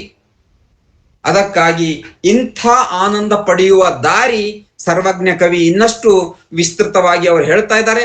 ಅದನ್ನ ನಾಳೆ ದಿವಸ ಮತ್ತೆ ಸರ್ವಜ್ಞ ಅವರ ಹತ್ರ ಹೋಗಿ ಆ ಒಂದು ವಿಚಾರವನ್ನ ನಮ್ಮ ಸರ್ವಜ್ಞ ಅವರಿಂದ ಮತ್ತೆ ಆದಿಶರಣರಿಂದ ಗುರು ಬಸವಣ್ಣನವರಿಂದ ಇವೆಲ್ಲ ಮತ್ತೆ ನಾವು ತಿಳ್ಕೊಳ್ಳೋಣ ಅಂತಕ್ಕಂಥ ವಿಚಾರವನ್ನ ತಮ್ಮ ಮುಂದೆ ಇಡುತ್ತಾ, ಇದುವರೆಗೂ ಹೆಚ್ಚಿನ ಸಂಖ್ಯೆಯಲ್ಲಿ ತಾವು ಬಂದು ಈ ಒಂದು ಅನುಭವದ ಅಡಿಗೆ ಕಾರ್ಯಕ್ರಮ ತಮ್ಮ ಈ ಏನು ಅಪ್ಪಾಜಿ ಮಾತಾಜಿ ಅವರು ನಮ್ಮ ಆದಿಶರಣರು ಹಾಗೂ ಆದಿಶರಣರ ದಾರಿಯಲ್ಲಿ ನಡೆದಿರುವಂತಹ ನಮ್ಮ ಶರಣರು ನೀಡಿರುವಂತಹ ವಚನಗಳೆನ್ನುವ ಧಾನ್ಯವನ್ನ ತೆಗೆದುಕೊಂಡು ಅವುಗಳನ್ನು ನನ್ನ ಮತಿಯ ಪಾತ್ರೆಯಲ್ಲಿ ಹಾಕಿಕೊಂಡು ಪರಮ ಪೂಜ್ಯ ಅಪ್ಪಾಜಿ ಹಾಗೂ ಮಾತಾಜಿ ಅವರು ನೀಡಿರುವಂತಹ ಜ್ಞಾನದ ಅಗ್ನಿಯಿಂದ ಸಿದ್ಧಪಡಿಸಿರುವಂತಹ ಈ ಅನುಭವದ ಅಡಿಗೆಯನ್ನ ತಮ್ಮೆಲ್ಲರ ಹೃದಯದ ತಟ್ಟೆಯಲ್ಲಿ ಬಡಿಸಿದ್ದೇನೆ. ತಾವೆಲ್ಲರೂ ಇದನ್ನು ಸವಿದು ಆನಂದಿಸಿದ್ದೀರಿ ಎನ್ನುವ ಭಾವದೊಡನೆ ಇಂದಿನ ನನ್ನ ಮಾತುಗಳನ್ನ ಗುರು ಬಸವಣ್ಣನವರ ಶ್ರೀಪಾದಕ್ಕೆ ಅರ್ಪಿಸ್ತಾ ಇದ್ದೇನೆ. ಇಂದಿನ ಅನುಭವವನ್ನ ಗುರು ಬಸವಣ್ಣನವರ ಶ್ರೀಪಾದಕ್ಕೆ, ಅನುಭವದ ಅಡಿಗೆಯನ್ನ ಗುರು ಬಸವಣ್ಣನವರ ಶ್ರೀಚರಣದಲ್ಲಿ ನೈವೇದ್ಯವಾಗಿ ಅರ್ಪಿಸ್ತಾ ಇದ್ದೇನೆ. ಎಲ್ಲರಿಗೂ ಶರಣು ಶರಣಾರ್ಥಿಗಳು.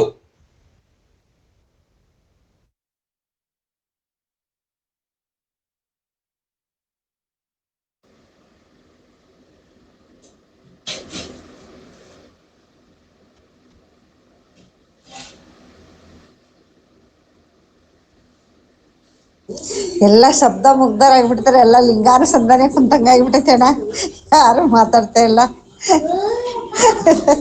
ಓಂ ಶ್ರೀ ಗುರು ಬಸವಲಿಂಗಾಯ ನಮಃ.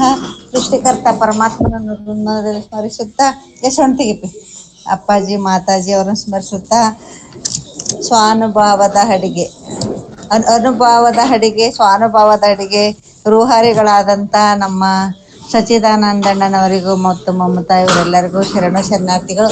ಲಿಂಕಿನಲ್ಲಿರುವ ಎಲ್ಲ ಸರ್ವಶರಣರಿಗೂ ಶರಣು ಶರಣಾರ್ಥಿಗಳು. ತುಂಬ ಖುಷಿ ಆಯ್ತಣ್ಣ. ತುಂಬ ವಿಸ್ತಾರವಾಗಿ ಇಡೀ 1 ಗಂಟೆ 14 ನಿಮಿಷ ಆಯಿತು, 9 ಗಂಟೆ 14 ನಿಮಿಷ ನಿರರ್ಗಳವಾಗಿ ತುಂಬ ಚೆನ್ನಾಗಿ ಲಿಂಗ ಪೂಜೆ, ಲಿಂಗಸ್ತವನ, ಅಷ್ಟವಿಧಾರ್ಚನೆ ಒಂದೊಂದು ಹಂತವಾಗಿ. ಫಸ್ಟು ಲಿಂಗ ಪೂಜೆ ಮಾಡ್ಬೇಕಾದ್ರೆ ಲಿಂಗ ಅಷ್ಟವಿಧಾರ್ಚನೆ ಬಹಳ ಮುಖ್ಯ. ಲಿಂಗ ಅನುಸಂಧಾನ, ಆಮೇಲೆ ಆಡುವುದು, ಪಾಡುವುದು, ನಲಿದಾಡುವುದು. ನಿಜವಾಗ್ಲೂ ಅದನ್ನು ಆಮೇಲೆ ನಾವು ಫಸ್ಟ್ ಮೊದಲು ಏಕಕಾಲಕ್ಕೆ ನಾವು ಸಾಧನೆ ಕುಂತ್ರೆ ನಿಜವಾಗ್ಲೂ ಮನಸ್ಥಿತಿ ನಿಲ್ಲಲ್ಲ. ಯಾಕಂದರೆ ಒಂದೊಂದು ಹಂತವಾಗಿ ನಾವು ಒಂದು ಮನಸ್ಸನ್ನು ನಿಲ್ಸೋದು. ಹೇಳಿದ್ರಲ್ಲ, ಆ ಪಕ್ಷಿ ಹೋಲಿಸಿದ್ರು. ಆ ಪಕ್ಷಿ ಏನಪ್ಪ ಅಂದ್ರೆ, ಆ ರೆಕ್ಕೆ 2 ಕಾಲನ್ನು ಕಟ್ಟಿದಾಗ ಹೆಂಗೆ ಪಟ ಪಟ ಬಡ್ದಾಡುತ್ತೋ ಹಂಗೆ ನಮ್ಮ ಮನಸ್ಸು ಕಟ್ಟಾಕ್ಬೇಕಂದ್ರೆ ಅಷ್ಟು ಸುಲಭದ ಮಾತಲ್ಲ. ಏನಂದ್ರೆ ಅಣ್ಣರು ಹೇಳ್ದಂಗೆ ಬೇಡಾದವು ಎಂಥ ಯಾವ ಕಾಲದಲ್ಲಿದ್ದವ ಇಷ್ಟಲಿಂಗ ಪೂಜೆಯಲ್ಲಿ ಕುತ್ಕೊಂಡಾಗೆ ಸಹಜವಾಗಿ ನಮಗೆ ನೆನಪಿ ಬರೋದು ನಮ್ಗೆಲ್ಲರಿಗೂ ಅನುಭವ. ಯಾಕಂದ್ರೆ ಯಾವಾಗ ನೆನಪಿಲ್ದವೆಲ್ಲ ಆ ಒಂದು ಕ್ಷಣ ಮನಸ್ಸು ಸುಮ್ಮ ಶಬ್ದ ಕುಂತಿರುತ್ತಲ್ಲ, ವಾತಾವರಣ ಸೈಲೆಂಟ್ ಇರ್ತೈತಿ, ಮನೆಗೆ ಏನಿರಲ್ಲ, ನಾವು ಪೂಜೆ ಮಾಡ್ಬೇಕು ಅಂತ ಕುಂತ ಬರುತ್ತೆ. ಅದನ್ನ ನಾವು ಹೆಂಗ್ ಕಟ್ಟಿ ಹಾಕ್ಬೇಕು ಅನ್ನೋದು ಬಹಳ ಸುಂದರವಾಗಿ ಅಣ್ಣರು ವಿಸ್ತಾರ ಸುಂದರ ಅನ್ನೋಕ್ಕಂತ ಅದು ಮನ ಮುಟ್ಟಂಗೆ. ಯಾಕಂದ್ರೆ ನಮ್ಮನ್ನ ಕುಂದ್ರಗೊಡ್ಸಲ್ಲ. ಅದು ಏನಂದ್ರೂ ಅವ್ರ ಅಣ್ಣರು ಹೇಳ್ದಂಗೆ ನಾವು ಅದನ್ನ ಆ ರೆಕ್ಕೆ ಹೆಂಗೆ ಬಡ್ದು ಸುಸ್ತಾಗುತ್ತೋ ಹಂಗೆ ನಾವು ಬಿಡಲ್ಲ, ನಾನು ಎದ್ದೇಳಲ್ಲ, ನೀನೇನು ಮಾಡ್ತೀಯ ಮಾಡು ಅಂತ ನಾವು ಏನು ಆ ಪೂಜೆಯಲ್ಲಿ ನಾನು ಮಾಡಲೇಬೇಕು, ನಾನು ಪಡಿಲೇಬೇಕು ಅಂತ ಕುಂತ ಮಾತ್ರ ಆ ರೆಕ್ಕೆ ಶಬ್ದವಾಗುತ್ತೆ, ನಮ್ಮ ಮನಸ್ಸು ಅಲ್ಲಿ ಹದವಾಗುತ್ತೆ ಅನ್ನೋದನ್ನ ಭಾಳ ಮನ ಮುಟ್ಟಂಗೆ ಹಿಡಿದ್ರು. ನಿಜವಾಗ್ಲೂ ಹೌದು. ಯಾಕಂದರೆ ಒಂದೇ ಸರಿಗೆ ಕುಂತ್ರೆ ಆಗಲ್ಲ. ಆ ಒಂದು ಅಷ್ಟವಿಧಾರ್ಚನೆ ಮಾಡಿ ಆ ಲಾಲಿ ಹೇಳಿ ಹೆಂಗೆ ನಾವು ಮಗುನ ಮಲಗಿಸ್ತೇವೆ ನೋಡ್ರಿ, ಆ ಮಗು ಒಂದೇ ಸರಿ ನಿಜವಾಗ್ಲೂ ನೋಡ್ರಿ. ಯಾಕಂದರೆ ಅನುಭವಿಗಳು, ಯಾಕಂದರೆ ಎಲ್ಲರಿಗೂ ಮಕ್ಕಳಿದೆ, ಅವ್ರಿಗೂ ನೋಡ್ರಿ 2 ಮಕ್ಕಳು ಚಿತ್ಕಳೆ ಒಂದು ಇವ್ರಿಗೆ ಮಗು ಇದಾರಲ್ಲ ಅದು ಅನುಭವ ನೋಡ್ರಿ. ಆ ಮಕ್ಕಳು ಎಷ್ಟು ಅಂದ್ರೆ ಈಗಿನ ಕಾಲದ ಮಕ್ಕಳು ಸಾಕೋದು ಮಲಗ್ಸೋದು ಎಲ್ಲದು ನೋಡಿದಾಗೆ ಆ ಒಂದು ಲಾಲಿ ಪಾಲನೆ ಮಾಡಿದಾಗ ಮಾತ್ರ ಅದು ಒಂದು ಆಟ ಮಾಡೋದನ್ನ ಕಡಿಮೆ ಮಾಡುತ್ತಾ. ಹಂಗೆ ನಾವು ಇಷ್ಟಲಿಂಗದಲ್ಲಿ ಆ ಒಂದು ಹಾಡುಗಳನ್ನು ಮಾತಾಜಿ ತುಂಬಾ ಸುಂದರವಾಗಿ ನಮಗೆ ನಿಜವಾಗ್ಲೂ ಎಂತ ಗುರುಗಳು ಸಿಕ್ಕಿದಾರೆ ಅಂದ್ರಪ್ಪ ನಾವು ಪುಣ್ಯವಂತರ. ಯಾಕಂದ್ರೆ ಈಗಿನ ಹೊರಗಡೆ ಎಷ್ಟೋ ಮಠಗಳು ಮಠಾಧಿಪತಿಗಳು ಅದಾರ, ಯಾರು ಹೇಳ್ಕೊಡ್ಲಿಲ್ಲ ಯಾರು ಕಲಿಸಲಿಲ್ಲ ಅಂತ ಒಂದು ಲಿಂಗಸ್ಥಾನದಲ್ಲಿ ಒಂದೊಂದು ಹಾಡು ಕಂಡ್ರಿ ನೋಡ್ರಿ ಹೆಂಗಿದೆ. ನಿನ್ನೆ ಇವತ್ತು ಕೂಡ ಹೇಳ್ತಾವಲ್ಲ, ಅಂಗೈ ಒಳಗಣ ಲಿಂಗವ ನೋಡುತ್ತಾ ಒಂದೊಂದು ಹಾಡು. ಆಮೇಲೆ ಎಷ್ಟು ವಚನಗಳಿದ್ದವನು ನಮಗೆ ಮನ ಮುಟ್ಟಂಗ ಇವತ್ತು ತೋರ್ಸ್ಕೊಟ್ಟದ್ಕ ಇವತ್ತು ನಾವು ಲಾಲಿ ಹಾಡಿ ಹಾಡಿ ಹಾಡಿ ನಮ್ಮ ಮನಸ್ಸನ್ನ ಅದಕ್ಕೆ ತರ್ಬೇಕು ಅನ್ನೋದನ್ನ ಆ ವಿದ್ಯಾರ್ಥಿ ಮುಂದೆ ಸಾಧನೆದಂತೂ ತುಂಬಾ ವಿಸ್ತಾರವಾಗಿದೆ. ಇಂದೊಂದ್ಸರಿ ನಾನು ಇದನ್ನ ಕೇಳಿದ್ದೆ ಅಣ್ಣಾರು, ಈ ಒಂದು ಸಮುದ್ರದ ಉದಾಹರಣೆ ತುಂಬಾ ಕೊಡ್ತಾರೆ. ಯಾಕಂದ್ರೆ 3 ತರದ ಆನಂದ ಕೊಟ್ರು ನಿಜವಾಗ್ಲು. ಒಂದು ಹೊರ ನೋಡಿದ ತಕ್ಷಣ ಏನಾಗುತ್ತಪ್ಪ ಅಂದ್ರೆ ಆ ಒಂದು ಕಸ ಕಡ್ಡಿನೂ ಇರುತ್ತೆ, ಶಂಕುನೂ ಇರುತ್ತೆ, ಮಳಲ್ ರಾಶಿನೂ ಇರುತ್ತೆ, ಒಂಥರ ಖುಷಿ ಆಗುತ್ತಪ್ಪ ನಾವ್ ಇದನ್ನ ನೋಡಕ್ ಬಂದ್ವಿ ಅಂತ. ಎರಡನೇ ಅಂತ ಆ ಒಂದು ಸಮುದ್ರದ ಹಡಗಿನಲ್ಲಿ ಹೋದಾಗ ಮಧ್ಯೆ ಹೋದಾಗ ವಿಸ್ತಾರವಾಗಿ ಕಾಣುತ್ತೆ, ಕಣ್ಣಿಗೆ ಕಾಣೋವಷ್ಟು ಆ ಆಕಾಶ ಮುಗಿಲು ಒಂದಾಗೈತೆ, ಅದು ಒಂಥರ ಆನಂದ ಆಗುತ್ತೆ. ಮೂರನೇ ಏನು ಆನಂದ ಹೇಳಿದ್ರಲ್ಲ, ಫಸ್ಟ್ ಏನು ಪೂಜೆ ಮಾಡ್ತಾವಲ್ಲ ಅಷ್ಟವಿಧಾರ್ಚನೆ, ಅದು ಎಲ್ಲ ಸುತ್ತಮುತ್ತ ನೋಡೋ ಅಂಥದ್ದು.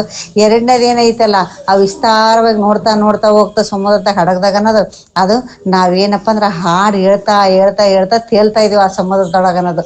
ಮೂರನೇ ಅಂತ ಹೇಳಿದ್ರು ನಿಜವಾಗ್ಲೂ ಅದು ಬಹಳ ಮುಖ್ಯ ನಮಗೆ. ಯಾಕಂದ್ರೆ ಆ ಮೂರನೇ ಅಂತ ಏನೈತಲ್ಲ ಆಳವಾಗಿ ಹೋದಾಗ ಏನಾಗುತ್ತಪ್ಪ ಅಂದ್ರೆ ಅಲ್ಲಿ ಕಲರ್ಸ್ ಮುತ್ತು ರತ್ನ ಎಲ್ಲವನ್ನು ಪಡೆದಾಗ ಆ ಪರಮಾನಂದನೇ ನಮ್ಮ ಲಿಂಗಾನುಸಂಧಾನದ ಅನುಭವದ ಆ ದಿವ್ಯ ಅನುಬಂಧ ಆಗಕ್ ಸಾಧ್ಯ ಐತಿ ಅಂತ ಅದನ್ನ ಹೋಲಿಕೆ ಕೊಟ್ರು. ನಮ್ಮ ಮನಸ್ಸಿಗೂ ನಾವು ಈ 3 ಅಂತ ನಾವು ತಡೆಯಲೇಬೇಕ. ಈ 3 ಅಂತ ತಡೆದಾಗ ಏನಾಗತ್ತಪ್ಪ ಅಂದ್ರೆ ಆ ಲಿಂಗಾನುಸಂಧಾನದ ನಮ್ಮೊಳಗಿರುವಂತ ಬೆಳಕು ಹೇಳಿದ್ರ ಎಷ್ಟು ಫಸ್ಟ್ ಆಧಾರ ಚಕ್ರದಲ್ಲಿ 60 ಕೋಟಿ ಸೂರ್ಯ ಪ್ರಭೆ ಅಂತ ಹೇಳ್ತಾರಲ್ಲ, ಆ ಒಂದೊಂದು ಚಕ್ರದಲ್ಲಿ ಒಂದೊಂದು ಪ್ರಭೆ ಅಂದ್ರೆ ಇಡೀ ಒಂದು ಕಣ್ಣಿನ ಹೊರಗಡೆ ಸೂರ್ಯ ಎಷ್ಟು ಆಕರ್ಷಣೆ ಇರುತ್ತೆ ಉದಯಗಳು, ಆ ತರ ಒಂದೊಂದು ನಮ್ಮ ಚಕ್ರದಲ್ಲಿ ಇದೆ ಅಂತ ಹೇಳ್ತಾರಲ್ಲ.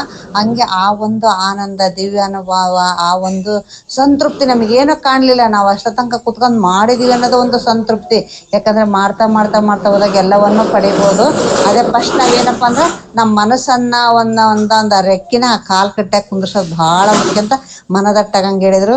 ಅಂತ ಒಂದು ಹೇಳಿದ ಅಣ್ಣನವರಿಗೆ ಅನಂತ ಶರಣಾರ್ಥಿ. ತುಂಬಾ ಏನು ವಿಷಯ ಹೇಳಿದ್ರು. ದೀಪ ಇಟ್ಕೊಂಡಂತ 2 ಪ್ರಶ್ನೆ ಕೇಳ್ತೀನಿ ನಾನು, ಅದಂಗ ಮಾರ್ಕ್ ಮಾಡ್ಕೊಂಡೆ. ನನಗೆ ಕೆಲವು ಕಡೆ ಬೇರೆ ಈ ತರ ಲಿಂಕ್ ಕೊಡೋದು ಕೇಳಿದಾಗ ಏನ್ ಹೇಳ್ತಾರಂದ್ರೆ, ದೀಪ ಹಚ್ಚಿ ನಾನು ಹಿಂಗೆ ಕೇಳಿದೆ, ದೀಪ ಹಚ್ಚಿ ಇಟ್ಕೊಂತೀವಿ ನಾವು ಹಿಂಗೆ ಲಿಂಗಾನುಸಂಧಾನ ಮಾಡ್ತಾ ಇದೀವಿ ಅಂದಾಗ ಈ ಮಕ್ಕಳು ಹೇಳಿದ್ರೆ ಇಷ್ಟಪಟ್ಟ 10 ನಿಮಿಷ ಅಣ್ಣ ಅವ್ರು ಏನು ಹೇಳಿದ್ರು ಗೊತ್ತಾ, ಯಾವ ವಚನ ಆಧಾರಿತವಾಗಿ ನಾವೆಲ್ಲ ಮಾಡಬೇಕು, ವಚನ ಆಧಾರಿತವಾಗಿ ಏನು ಮಾಡೋಕ್ಕಿಲ್ಲ, ಯಾವ ವಚನದಾಗ ಹೇಳಿದಾರೆ ಹೇಳ್ರಿ ಅಂದರು.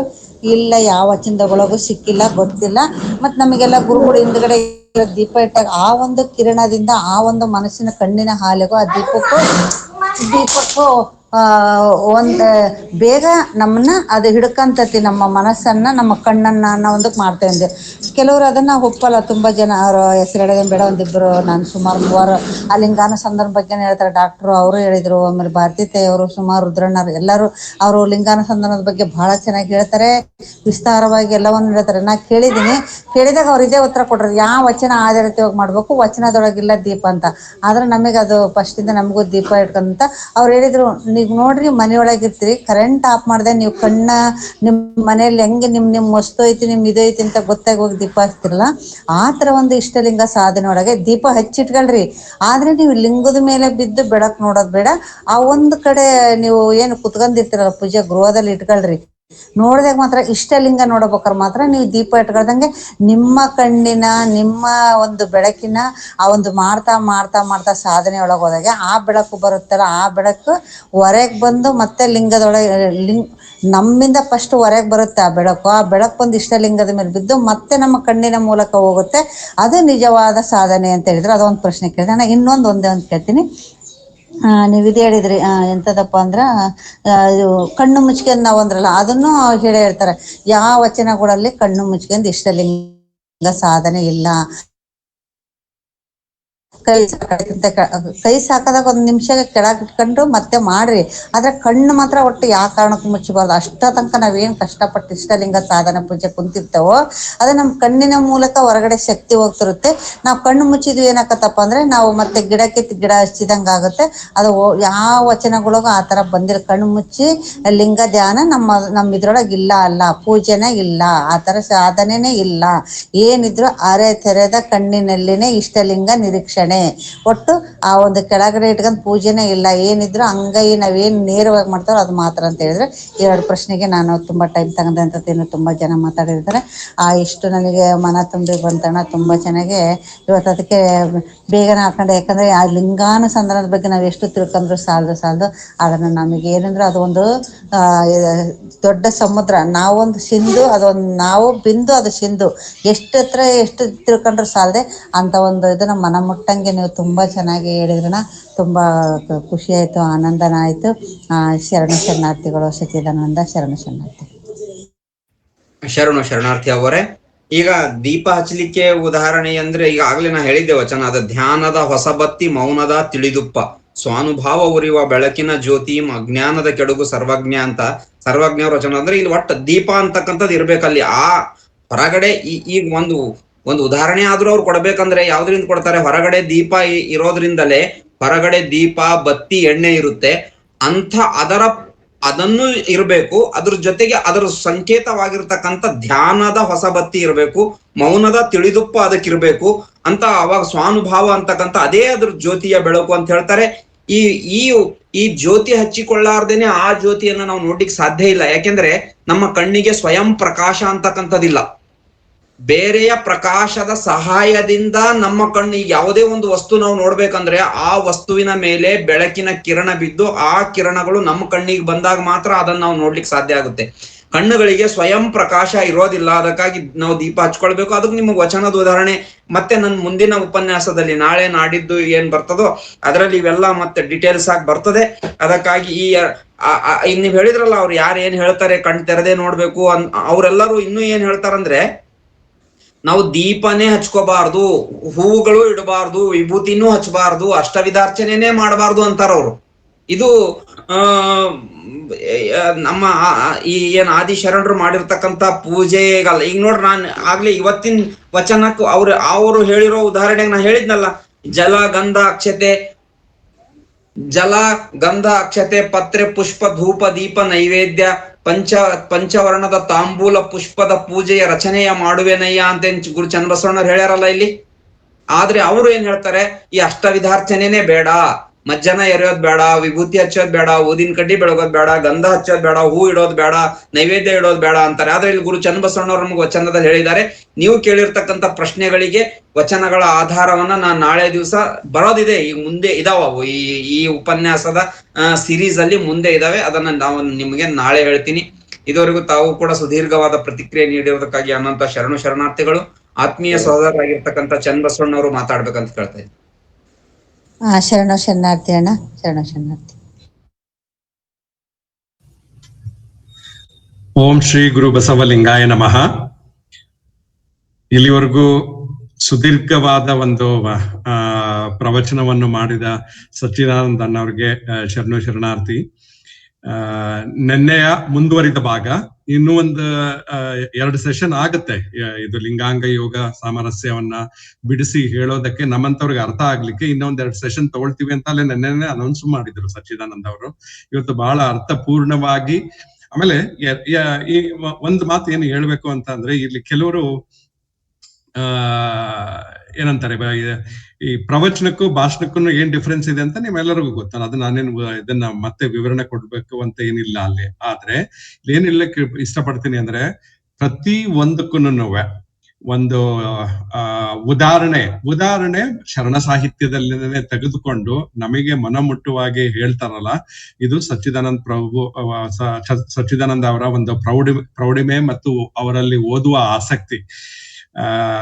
ನಮ್ಮ ಒಬ್ಬ ಕೊಲಿಗೊಬ್ರು ಇದ್ರು, ಅಂದ್ರೆ ನಮ್ಮ IT ಇಂಡಸ್ಟ್ರಿನಲ್ಲಿ ಒಬ್ರು ಫ್ರೆಂಡ್ ಇದ್ರು, ದೊಡ್ಡ ವ್ಯಕ್ತಿನೇ ಆತನೇ. ಅವರು ನಾರಾಯಣ್ ಮೂರ್ತಿ ಅಂತ ಹೇಳ್ಬಿಟ್ಟು ಇನ್ಫೋಸಿಸ್ ಸಂಸ್ಥಾಪಕರು. ಅವ್ರು ಯಾವಾಗ್ಲೂ ಒಂದ್ ಮಾತು ಹೇಳೋರು, except God everybody else has to come with data ಅಂತ. ಅಂದ್ರೆ ದೇವರನ್ನ ಬಿಟ್ಟು ಬೇರೆಯವರು ಎಲ್ಲರೂ ವಿಚಾರಗಳನ್ನ ಮಂಡಿಸುವುದಕ್ಕೆ ಆಧಾರ ಸಹಿತವಾಗಿ ಮೀಟಿಂಗಿಗೆ ಬರ್ರಿ ಅಂತ ಅವರನ್ನ. ಅದನ್ನ ನಾನು ಇಲ್ಲಿ ಹೇಳಲಿಕ್ಕೆ ಇಷ್ಟಪಡ್ತೀನಿ. ಈಗ ನಾವ್ ಏನೇ ಹೇಳಿದ್ರು, ಈಗ ಅನ್ಸೂಯಕ್ಕವರು ತಾಯಿಯವ್ರು ಕೇಳಿದ್ರು, ಈಗ ಅವ್ರು ಹಿಂಗ್ ಹೇಳ್ತಾರೆ ಇವ್ರು ಹಿಂಗ್ ಹೇಳ್ತಾರೆ ಅಂತ, ನಾವು ಪಟಕ್ ಅಂತ ಅವ್ರಿಗೆ ಹೇಳ್ಬೇಕು, ಸರಿ ನೀವ್ ಹೇಳ್ತಿದಿರಲ್ಲ ಅದು ಎಲ್ಲಿ ಹೇಳಿಲ್ಲ ಅಂತ ನೀವು ಕೇಳ್ರಿ ವಾಪಸ್ ಅವ್ರಿಗೆ, ಯಾವ ವಚನದಲ್ಲಿ ಹೇಳಿಲ್ಲ, ಯಾವ ವಚನದಲ್ಲಿ ಇದಿಲ್ಲ, ಹಂಗೆ ಹಿಂಗೆ ಅಂತ. ಯಾಕೆಂದ್ರೆ ಅವರ ಒಂದು ಬಂಡವಾಳನೇ ಹೆಂಗೆ, ಇದ್ರೊಳಗೆ ಏನೂ ಇಲ್ಲ, ನೀವು ತಪ್ಪು ತಿಳ್ಕೊಂಡಿದ್ದೀರಾ. ಎಲ್ಲಿ ತಪ್ಪು ತಿಳ್ಕೊಂಡಿದೀವಿ ಹೇಳ್ರಿ ಅಂದ್ರೆ ಅವ್ರಿಗೆ ಗೊತ್ತಿಲ್ವಲ್ಲ ನಿಮ್ದು ತಪ್ಪು ಅಂತ ತೋರ್ಸೋದಕ್ಕೆ. ಹಾಗೆ ಯಾರಾದ್ರೂ ಯಾವ ಮಾತನ್ನ ಕೇಳಿದ್ರು ಕೂಡ ವಚನ ಸಾಹಿತ್ಯ ಆಧಾರದ ಮೇಲೆ ನಮಗೆ ಪುಷ್ಟೀಕರಿಸ್ರಿ, ಅದನ್ನ ವಿಚಾರ ಮಂಥನ ಮಾಡಿ ಒಪ್ಪು ಆಗಿದ್ರೆ ಒಪ್ತೀವಿ, ಇಲ್ಲ ಅಂತ ಅಂದ್ರೆ ನಿಮ್ ಪಾಡಿಗೆ ನೀವಿರ್ರಿ, ನಮ್ಮ ಪಾಡಿಗೆ ನಾವ್ ಇರ್ತೀವಿ ಅಂತ ಹೇಳುವ ಒಂದು ಶಕ್ತಿ ಮತ್ತು ಗುಣವನ್ನು ನಾವು ಬಲವರ್ಧಿಸ್ಕೋಬೇಕು ಅನ್ನುವ ಒಂದು ಸೂಚನೆಯನ್ನು ನಾನು ಇಲ್ಲಿ ನೀಡ್ತಾ ಇದ್ದೀನಿ. ಹಾಗೆ ನಾನು ಹೇಳಿದಾಗೆ ಸಚ್ಚಿದಾನಂದನವರು ಪ್ರತಿ ಒಂದಕ್ಕೂ ಒಂದಲ್ಲ ಎರಡಲ್ಲ 3, 4, 5 ವಚನಗಳನ್ನ ಒಂದು ವಿಷಯಕ್ಕೆ ಆಧಾರವಾಗಿ ಇಟ್ಕೊಂಡು ಮನಮುಟ್ಟುವಾಗಿ ಹೇಳ್ತಾರೆ. ಸರ್ವಜ್ಞ ದೇವ್ರದಿರ್ಬೋದು, ಬಸವಣ್ಣನವ್ರದಂತೂ ಯಾವಾಗಲೂ ಇದ್ದೇ ಇರ್ತದೆ. ನಿನ್ನ ಇತರ ಶರಣರ ವಚನಗಳನ್ನ ಆಧಾರ ಪೂರ್ವಕವಾಗಿ ಇಟ್ಕೊಂಡು ಲಿಂಗಾಂಗ ಯೋಗದಲ್ಲಿ ಅಷ್ಟವಿಧಾರ್ಚನೆ ಏನಕ್ ಮಾಡ್ಬೇಕು, ಆಮೇಲೆ ಅವ್ರೇನು 5 steps ಫಾರ್ ಲಿಂಗಾಂಗ ಯೋಗ ಅಂತ ಹೇಳಿದ್ರಲ್ಲ, ಅದನ್ನ ಏನಕ್ ಮಾಡ್ಬೇಕು ಅಂತ ಈಚ್ ಸ್ಟೆಪ್ಗೆ ಒಂದೊಂದು ವಚನವನ್ನ ಹೇಳ್ತಾ ಇದ್ರು. ಸೊ ಅದ್ರೊಳಗೆ ನಿಮ್ಗೆಲ್ಲರಿಗೂ ಗೊತ್ತಾಗಿರ್ಬೋದು ಅವರ ವಚನ ಪಠಣ, ವಚನ ಮನನ ಎಷ್ಟೊಂದು ನಡೆದಿರತ್ತೆ. ಇಲ್ಲಿ ನಾವು ಈಗ ಏನು 23 ಜನ ಸೇರಿದೀವಲ್ಲ, ಇನ್ಕ್ಲೂಡಿಂಗ್ ನಾನು, ಅಷ್ಟೊಂದು ವಚನಗಳನ್ನ ನಾನು ಓದಿಲ್ಲ. ಅವ್ರು ಮಾತಾಡ್ತಾ ಇರ್ಬೇಕಾದ್ರೆ ನಾನು ಇಲ್ಲಿ ನನ್ನ 1-2-3 ವಚನ ಪುಸ್ತಕಗಳಿದಾವೆ, ಎಲ್ಲರದು ವಚನ ಪುಸ್ತಕ ಮುಂದಿಟ್ಕೊಂಡೆ ನಾನು ಅವರ ಮಾತುಗಳನ್ನ ಕೇಳೋದು, ಅದನ್ನ ತೆಗೆದು ಅದ್ರೊಳಗೆ ನೋಡಿ ಅದ್ರೊಳಗಿರುವ ಕೆಲವಾರು ವಿಚಾರಗಳನ್ನ ಮನನ ಮಾಡ್ಕೊಂಡು ಬರೆದಿಟ್ಕೊಳ್ತೀವಿ. ಆಲ್ವೇಸ್ ನೀವು ಕೇಳೋದು ಒಂದೇ ಅಲ್ಲ, ಬರೆಯುವುದನ್ನು ಕಲ್ತ್ಕೊಳ್ಬೇಕು. ಯಾಕೆಂದ್ರೆ ಇಂಗ್ಲಿಷ್ ನಲ್ಲಿ ಒಂದು ಗಾದೆ ಇದೆ, writing makes A perfect man ಅಂತ. ಬರವಣಿಗೆ ಒಬ್ಬ ಮನುಷ್ಯನನ್ನು ಪರಿಪೂರ್ಣಗೊಳಿಸುತ್ತದಂತೆ. ಅದನ್ನ ಇಂಗ್ಲಿಷ್ ನೊಳಗೆ ಒಂದು ಗಾದೆ, ಅದು ನಿಜನೂ ಹೌದು. ಯಾಕೆಂದ್ರೆ reading makes A man but writing makes A perfect man ಅಂತಾರೆ. ಹಾಗೆ ಸಚ್ಚಿದಾನಂದ್ ಹೇಳದನ್ನ ಬರೀ ಇವತ್ತು ಕೇಳಿ ಅದನ್ನ ಮರೆತು ಬಿಡೋದಲ್ಲ, ಅದನ್ನ ಬರ್ಕೊಂಡಿದ್ರೆ, ಬರೆಯುವ ಹವ್ಯಾಸ ಇದ್ರೆ ಅದು ಜ್ಞಾಪಕ ಪಟಲನದಲ್ಲಿ ಇರ್ತದೆ, ಅದು ನಮಗೆ ಜ್ಞಾಪಕದಲ್ಲಿ ಇರುತ್ತೆ. ಮುಂದೊಂದು ದಿವಸ ಯಾರಿಗಾದ್ರೂ ನಾವು ಉತ್ತರ ಕೊಡ್ಬೇಕಾದ್ರೆ ಅದು ನಮ್ಗೆ ಹಿಂದಕ್ಕೆ ವಾಪಸ್ ಬಂದು ಅದರಲ್ಲಿ ನಾವು ಅವ್ರಿಗೆ ಉತ್ತರ ಕೊಡಬಹುದು ಅನ್ನುವ ಒಂದು ನನ್ನ ಅನಿಸಿಕೆ. ಇದನ್ನು ನೀವು ಒಪ್ಕೊಳ್ತೀರಾ ಅಂತ ಅನ್ಕೊಂಡಿದ್ದೀನಿ. ಮತ್ತೆ ನಾನು ನಾಳೆಗೆ ನಿಮ್ಮ ಹಾಗೆ ಎಲ್ಲ ಕಾತುರತೆಯಿಂದ 8 ಗಂಟೆ ಕಾಯ್ತೀನಿ. ಏನಕ್ಕೆ ಅಂದ್ರೆ ಇದರ ಮುಂದುವರಿದ ಭಾಗ ಲಿಂಗಾಂಗ ಯೋಗ ಸಾಮರಸ್ಯದಲ್ಲಿ ಸಚ್ಚಿದಾನಂದ ಅವ್ರನ್ನ ಕೇಳಿ ಸಂತೋಷ ಪಡೋಣ ಅಂತ ಎಲ್ಲರಿಗೂ ಹೇಳ್ತಾ ನನ್ನ 2 ಮಾತುಗಳನ್ನ ಮುಗಿಸ್ತೀನಿ. ಶರಣಾರ್ಥಿ. ಶರಣಾರ್ಥಿ ಅಣ್ಣವ್ರೆ, ಬಹಳ ಕರೆಕ್ಟ್ ಆಗಿ ಹೇಳಿದ್ರಿ ತಾವು. ಸಂತೋಷ. ಇಲ್ಲೊಬ್ರು ನಮ್ಮ ಲಿಂಕ್ ಅಲ್ಲಿ ಸಂಶೆಟ್ಟಿ ಟೋಕ್ರೆ ಅಣ್ಣವ್ರು ಅಂತಿದ್ದಾರೆ, ಅವ್ರಿಗೆ ನಾನ್ ನೋಡಿದೆ, ಅವ್ರಾಗ್ಲೇ ವಿಡಿಯೋ ಆನ್ ಮಾಡ್ಕೊಂಡು ಅವರು ಪೇಪರ್ಗಳು ಪೆನ್ನು ಎಲ್ಲ ಇಟ್ಕೊಂಡು ಕೂತಿರ್ತಾರೆ, ಕೆಲವೊಮ್ಮೆ ನೋಟ್ ಮಾಡ್ಕೋತಿರ್ತಾರೆ ಅವರು. ಜೊತೆಗೆ ನಾನು ಕೂಡ ಅಷ್ಟೇ, ಮಾತಾಜಿಯವರಾಗಿರ್ಲಿ ಅಪ್ಪಾಜಿಯವರಾಗಿರ್ಲಿ ಅಲ್ಲೇ ಪ್ರವಚನಗಳನ್ನ ನಾವು ಕೇಳುವಾಗ ನಾನು ಸಾಕಷ್ಟು ಡೈರಿಗಳನ್ನ, 10 ಡೈರಿಗಳನ್ನ, ನನ್ನ ಹತ್ರ ಏನಿಲ್ಲ ಅಂದ್ರೆ 10-20 ಡೈರಿ ಇದೆ ಅವ್ರ ಪ್ರವಚನಗಳು ಕೇಳಿ ಬರೆದುಕೊಂಡಿರೋವು. ಅವಾಗ ನಾನು ರೆಫರ್ ಮಾಡ್ತೀನಿ. ಅದು ಬರೆಯದಲ್ಲೇ ಓದುವವನ ಅಂತ ಒಂದು ಸರ್ವಜ್ಞ ಕವಿನೂ ಕೂಡ ಹೇಳ್ತಾರಲ್ಲ, ಹಾಗೆ ಬರ್ಕೊಳ್ಳೋದು, ನಾವು ಕೆಲವೊಂದು ವಿಚಾರಗಳು ಬರ್ಕೊಳ್ಳೋದು ಒಳ್ಳೇದು. ಬಹಳ ಸಂತೋಷ ತಮ್ಮ ಸಲಹೆಗೆ. ಸಂಶೆಟ್ಟಿ ಅಣ್ಣವ್ರು ಮಾತಾಡ್ಲಿಕ್ಕೆ ಬಯಸ್ತಾರೆ, ದಯವಿಟ್ಟು ಮಾತಾಡ್ರಿ. ಸಂಕ್ಷಿಪ್ತ ಒಂದೇ ಒಂದು ನಿಮಿಷ. ಸಚ್ಚಿದಾನಂದ್, ಇಲ್ಲಿ ಇದು ಮೆಸೇಜ್ ಇದ್ರೊಳಗೆ ಶ್ರೀಶೈಲ್ ಮಸೂತಿ ಅವರು ಒಂದು ಪ್ರಶ್ನೆ ಬರ್ದಿದ್ದಾರೆ, ದಯವಿಟ್ಟು ಅದನ್ನ ನೋಡಿ ಅಣ್ಣವ್ರು ಮಾತಾಡಿದ ಮೇಲೆ ಇವತ್ತು ಉತ್ತರ ಕೊಡ್ತೀರಾ ಅಥವಾ ನಾಳೆ ಉತ್ತರ ಕೊಡ್ತೀರಾ, ನೀವು ಅದನ್ನ ಯೋಚನೆ ಮಾಡಿ. ಸಂಕ್ಷಿಪ್ತ ಅಣ್ಣರೇ ದಯವಿಟ್ಟು. ಓಂ ಶ್ರೀ ಗುರು ಬಸವಲಿಂಗಾಯ ನಮಃ. ಆಯಿತು ಬಸವ ನಿನ್ನಿಂದ ಗುರು ಸ್ವಾಯತ್ತವೆನಗೆ, ಆಯಿತು ಬಸವ ನಿನ್ನಿಂದ ಲಿಂಗ ಸಾಯತ್ತವೆನಗೆ, ಆಯಿತು ಬಸವ ನಿನ್ನಿಂದ ಜಂಗಮ ಸಾಯತ್ತವೆನಗೆ, ಆಯಿತು ಬಸವ ನಿನ್ನಿಂದ ಪ್ರಸಾದ ಸಾಯತವೆನಗೆ ಇಂತಿ ಚತುರ್ವಿಧಿವನ್ನು ಹಾಗೂ ಮಾಡಿದೆನಾಗಿ ಗುಹೇಶ್ವರ ಲಿಂಗಕ್ಕೆ ವಿಳಸವದೆ ಎಲ್ಲ ಸಂಗನ ಬಸವಣ್ಣ ಆಯಿತು ಬಸವ ನಿನ್ನಿಂದ ಗುರು ಸ್ವಾಯತವೆನಗೆ. ಎಲ್ಲರಿಗೆ ಈ ಕಾರ್ಯಕ್ರಮದಲ್ಲಿ ಭಾಗವಹಿಸಿದ ಶರಣರಿಗೆ ಶರಣು ಶರಣಾರ್ಥಿ.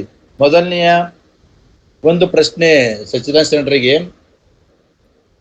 ಇಷ್ಟಲಿಂಗ ಪೂಜೆ ಯಾವ ಸಮಯದಲ್ಲಿ ಮಾಡಬೇಕು? ಒಂದನೇ ಪ್ರಶ್ನೆ.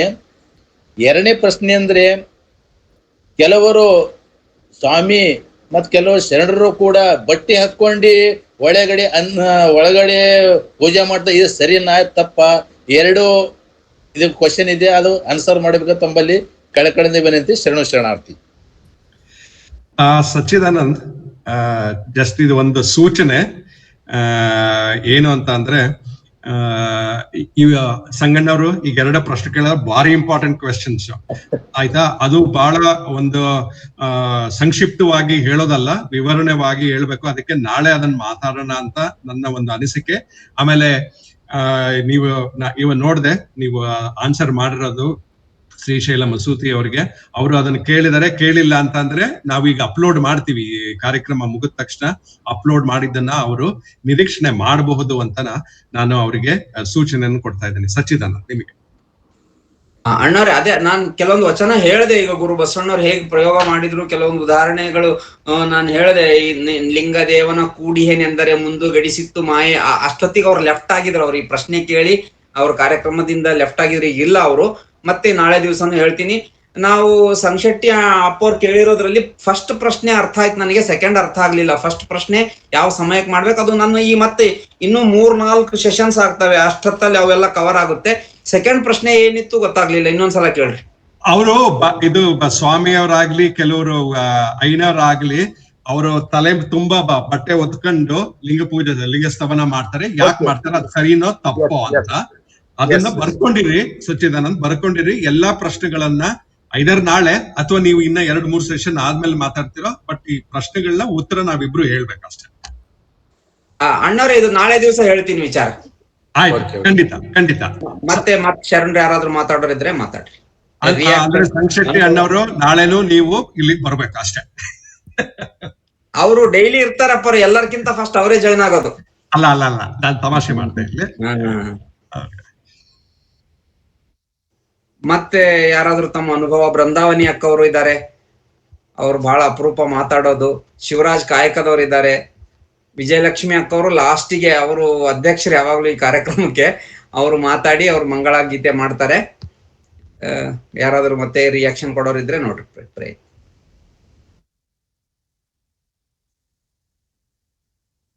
ಓಂ ಶ್ರೀ ಗುರು ಬಸವಲಿಂಗಾಯ ನಮಃ.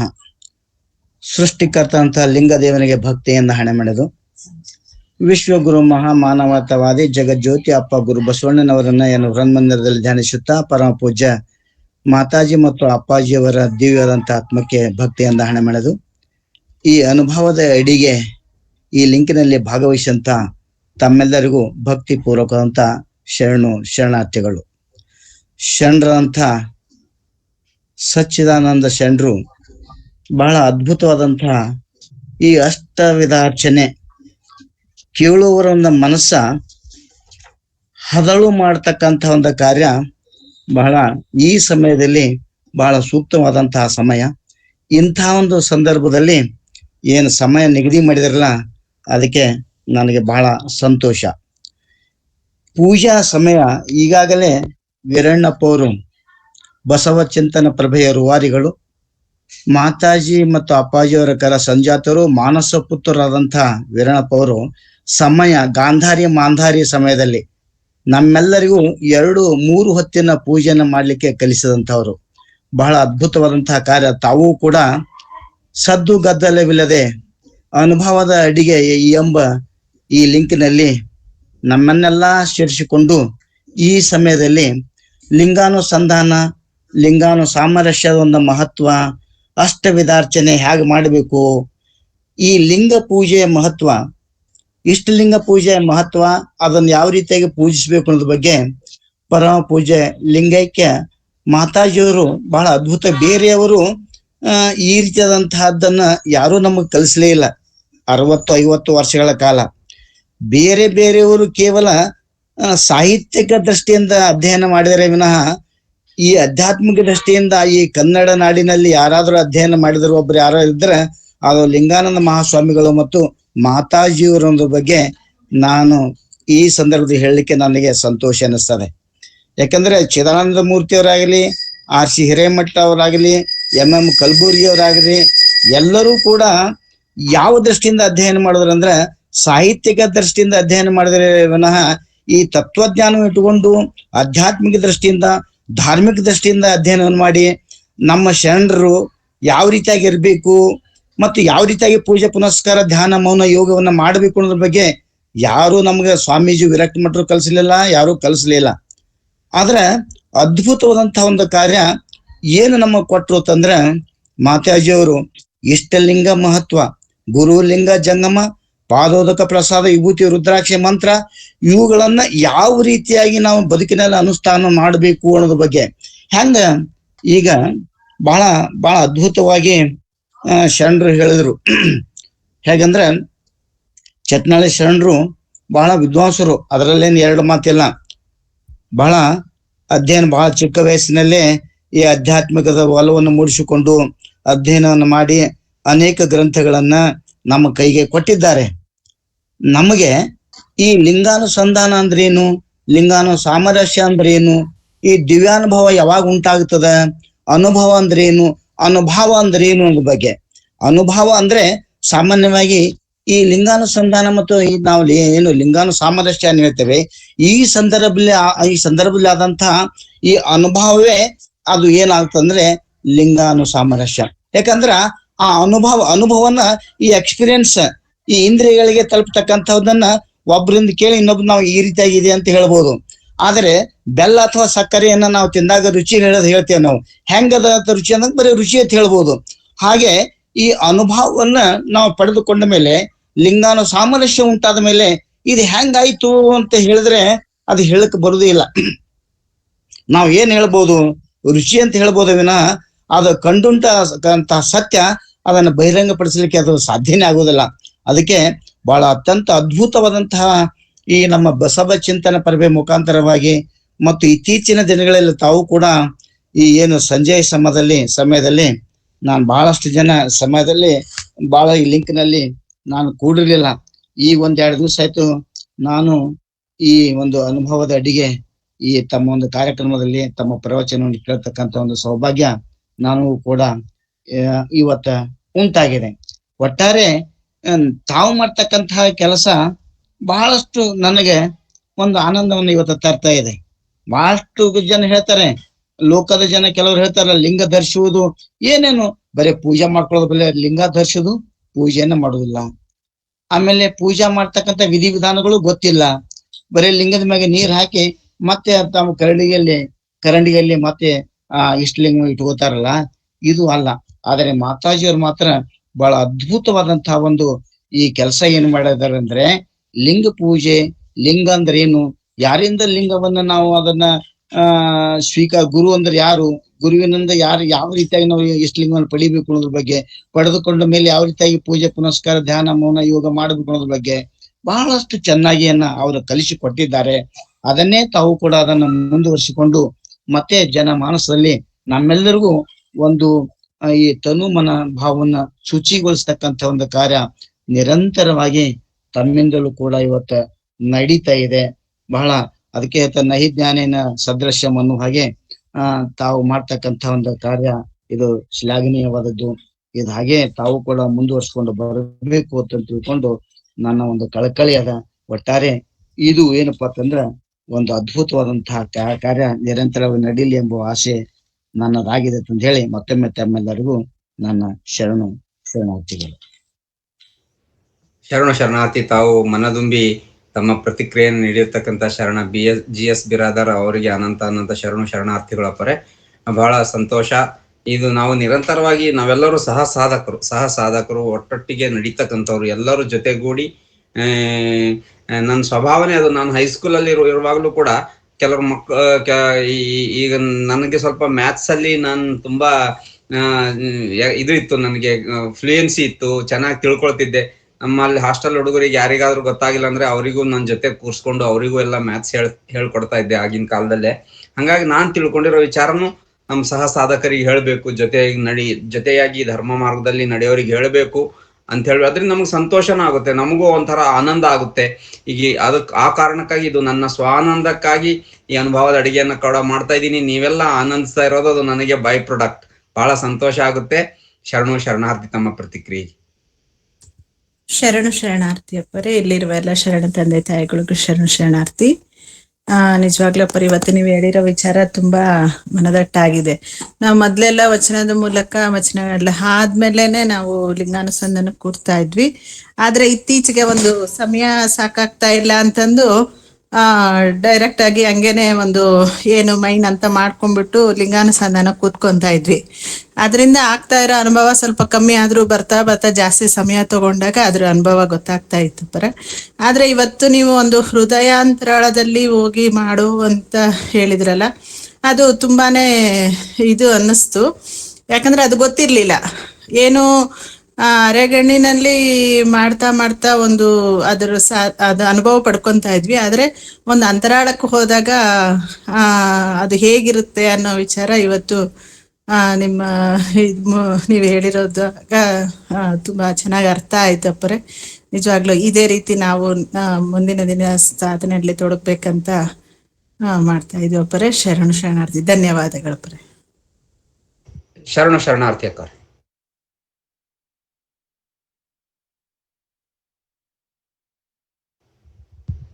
ವಿಜಯಲಕ್ಷ್ಮಿ ಅವರು ಮಾತಾಡಿಬಿಟ್ಟು ಕಾರ್ಯಕ್ರಮ ಮುಗಿಸ್ರಿ.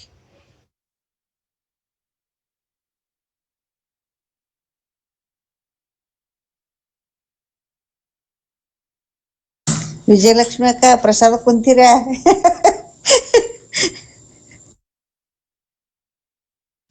ಅಪ್ಪರೆ ಒಂದೇ ಒಂದು ನಮ್ಮ ಮನೆಯಲ್ಲಿ ಡೌಟ್ ಕೇಳ್ತಾರೆ. ಅಪ್ಪರೆ ಶರಣಾರ್ಥಿ. ಇಷ್ಟಲಿಂಗನ ಕೈಯಲ್ಲಿ ಇಟ್ಕೊಂಡಾಗ ಅದು ಮೂಗಿನ ನೇರವಾಗಿರ್ಬೇಕಾ, ಮತ್ತೆ ದೀಪ ಯಾವ ಹಿಂದೆಗಡೆ ಆಂಗಲ್ ಅಲ್ಲಿ ಇರಬೇಕು, ಅದು ಹೇಗೆ ಅನ್ನೋದು ಒಂಚೂರು ಕ್ಲಾರಿಫಿಕೇಶನ್ ಬೇಕು ಅಪ್ಪರೆ. ಈ ಬಲಗಡೆಯ ಭುಜದ ಮೇಲೆಕ್ಕಿಂತ ಸ್ವಲ್ಪ ಹೈಟ್ ಇಡ್ಬೇಕು.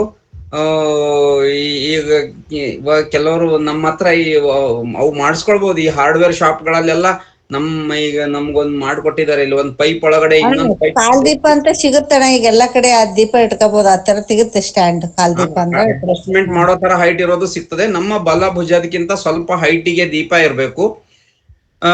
ಮತ್ತೆ ಅಂಗೈಯಲ್ಲಿರ್ತಕ್ಕಂತ ಇಷ್ಟಲಿಂಗ ಏನಿರುತ್ತೆ, ಅಲ್ಲಿ ಇಷ್ಟಲಿಂಗದಲ್ಲಿ ಬೀಳುವಂತಹ ಪ್ರತಿಬಿಂಬ ಇದೆಯಲ್ಲ, ಅದು ಮೂಗಿನ ನೇರಕ್ಕಿರಷ್ಟು ಹೈಟ್ ಮಾಡ್ಕೊಳ್ಬೇಕಂತ ಅಪ್ಪರೆ.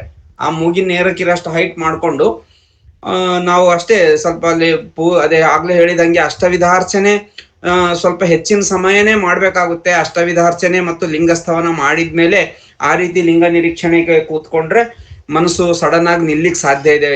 ನಾವು ಒಂದು ರೀತಿ ಫಸ್ಟಿಗೆ ಅಷ್ಟವಿಧಾರ್ಚನೆ ಮಾಡಿ ಮಂಗಳಮಯವಾಗಿರ್ತಕ್ಕಂಥ ಈ ಘಂಟಾನಾದ, ಆರತಿ, ದೀಪ, ಊದಿನ ಕಡ್ಡಿ ಕೆಲವರಿಗೆ ಅಲರ್ಜಿ ಆಗುತ್ತೆ, ಬೆಳಗ್ ಬಿಟ್ಟು ಅದನ್ನು ಆಫ್ ಮಾಡ್ಬೋದು. ಮಾಡಿ ಆ ರೀತಿ ಒಂದು ಮಂಗಳಮಯವಾದ ವಾತಾವರಣ ನಿರ್ಮಾಣ ಮಾಡಿಕೊಂಡು ಈಗ ಅದು ಮುಂದೆ ಇನ್ನು ನಾಳೆ ನಾಡಿದ್ದೆಲ್ಲ ಎಷ್ಟು ಬರುತ್ತೆ ಸಮಯ, ಮತ್ತೆ ಹೇಗ್ ಮಾಡ್ಬೇಕು, ಎಷ್ಟೊತ್ತು ಮಾಡ್ಬೇಕು ಅನ್ನೋದೆಲ್ಲ ಇನ್ನು ಮ್ಯಾಕ್ಸಿಮಮ್ ಇನ್ನು 3-4 ಸೆಷನ್ಸ್ ಆಗ್ತವೆ ಈ ಇಷ್ಟಲಿಂಗ ಯೋಗದ ಪೂರ್ಣ ವಿಚಾರ ತಿಳಿಸ್ಲಿಕ್ಕೆ. ಅದಕ್ಕಾಗಿ ತಾವು ಜೊತೆಗಿರ್ರಿ. ಹೀಗೆ ಅಲ್ಲಿವರೆಗೂ ಇನ್ನು ಹೆಚ್ಚಿನ ಕ್ಲಾರಿಟಿ ತಮಗ್ ಬರ್ಬೋದು ಅಂತ ಅನ್ಕೊಡ್ತೀನಿ. ಸದ್ಯಕ್ಕಂದ್ರೆ ಬಲಭುಜದಕ್ಕಿಂತ ಸ್ವಲ್ಪ ಹೈಟ್ ಅಲ್ಲಿ ಇರಬೇಕು. ಆ ದೀಪದ ಪ್ರತಿಬಿಂಬ ನಮ್ಮ ಮೂಗಿನ ನೇರಕ್ಕೆ ಇರಬೇಕು ಕೈ. ಆಯ್ತು ಅಪ್ಪರೆ. ಯಾವಾಗಾದ್ರೂ ಸಾಧ್ಯವಾದರೆ ಪ್ರಾಯೋಗಿಕವಾಗಿ ಒಂದು ಸಲ ಮಾಡ್ಕೊಳ್ಳಿ. ಒಂದ್ ಲಾಸ್ಟ್ ದಿನ ಹಂಗೆ ಮಾಡೋಣ. ಲಾಸ್ಟ್ ದಿನ ಈ ಲಿಂಕ್ ಅಲ್ಲಿ ಇಟ್ಕೊಂಡು ಇದು ಅಂದ್ರೆ ಇಷ್ಟಲಿಂಗದ ಯೋಗದ ಬಗ್ಗೆ ಮುಗೀತದಲ್ಲ, ಅವತ್ತಿನ ದಿನ ಸಂಜೆ ಪೂಜೆ ಇಲ್ಲಿ ನಾವು ಒಂದ್ ಸ್ವಲ್ಪ ಹೊತ್ತು ಹಂಗ ತೋರ್ಸ್ಬೋದು, ಹೇಗೆ ಧ್ಯಾನ ಮಾಡ್ಬೇಕು, ರೂಮ್ ಹೇಗಿರ್ಬೇಕು ಅದೆಲ್ಲ ಒಂದ್ಸಲ ನಮ್ಮ ರೂಮಲ್ಲಿ ನಾವು ಪೂಜೆ ಮಾಡ್ತಾ ನಿಮ್ಗೆ ಅದನ್ನ ಒಂದ್ ತೋರ್ಸೋಣ ಅಂತ ಅನ್ಕೊಂಡಿದೀನಪ್ಪ. ಶರಣಾರ್ಥಿ ಅಪ್ಪಾಜಿ. ಸರ್ವರಿಗೂ ಶರಣಾರ್ಥಿಗಳು. ನೀವು ಬಲಭುಜದ ಪಕ್ಕದಲ್ಲಿ ಇಟ್ಕೋಬೇಕು ದೀಪವನ್ನ ಅಂತ ಹೇಳಿದ್ರಲ್ಲ ಅಪ್ಪಾಜಿ. ಎಡಗಡೆ ಭುಜದ ಕಡೆ ಇಟ್ಕೊಂಡ್ರೆ ಹೆಚ್ಚಿನ ಕಾನ್ಸಂಟ್ರೇಷನ್ ಆಗುತ್ತೆ ಅಂತ ಹೇಳ್ತಾರಲ್ಲ ಅಪ್ಪಾಜಿ. ಶರಣಾರ್ಥಿ.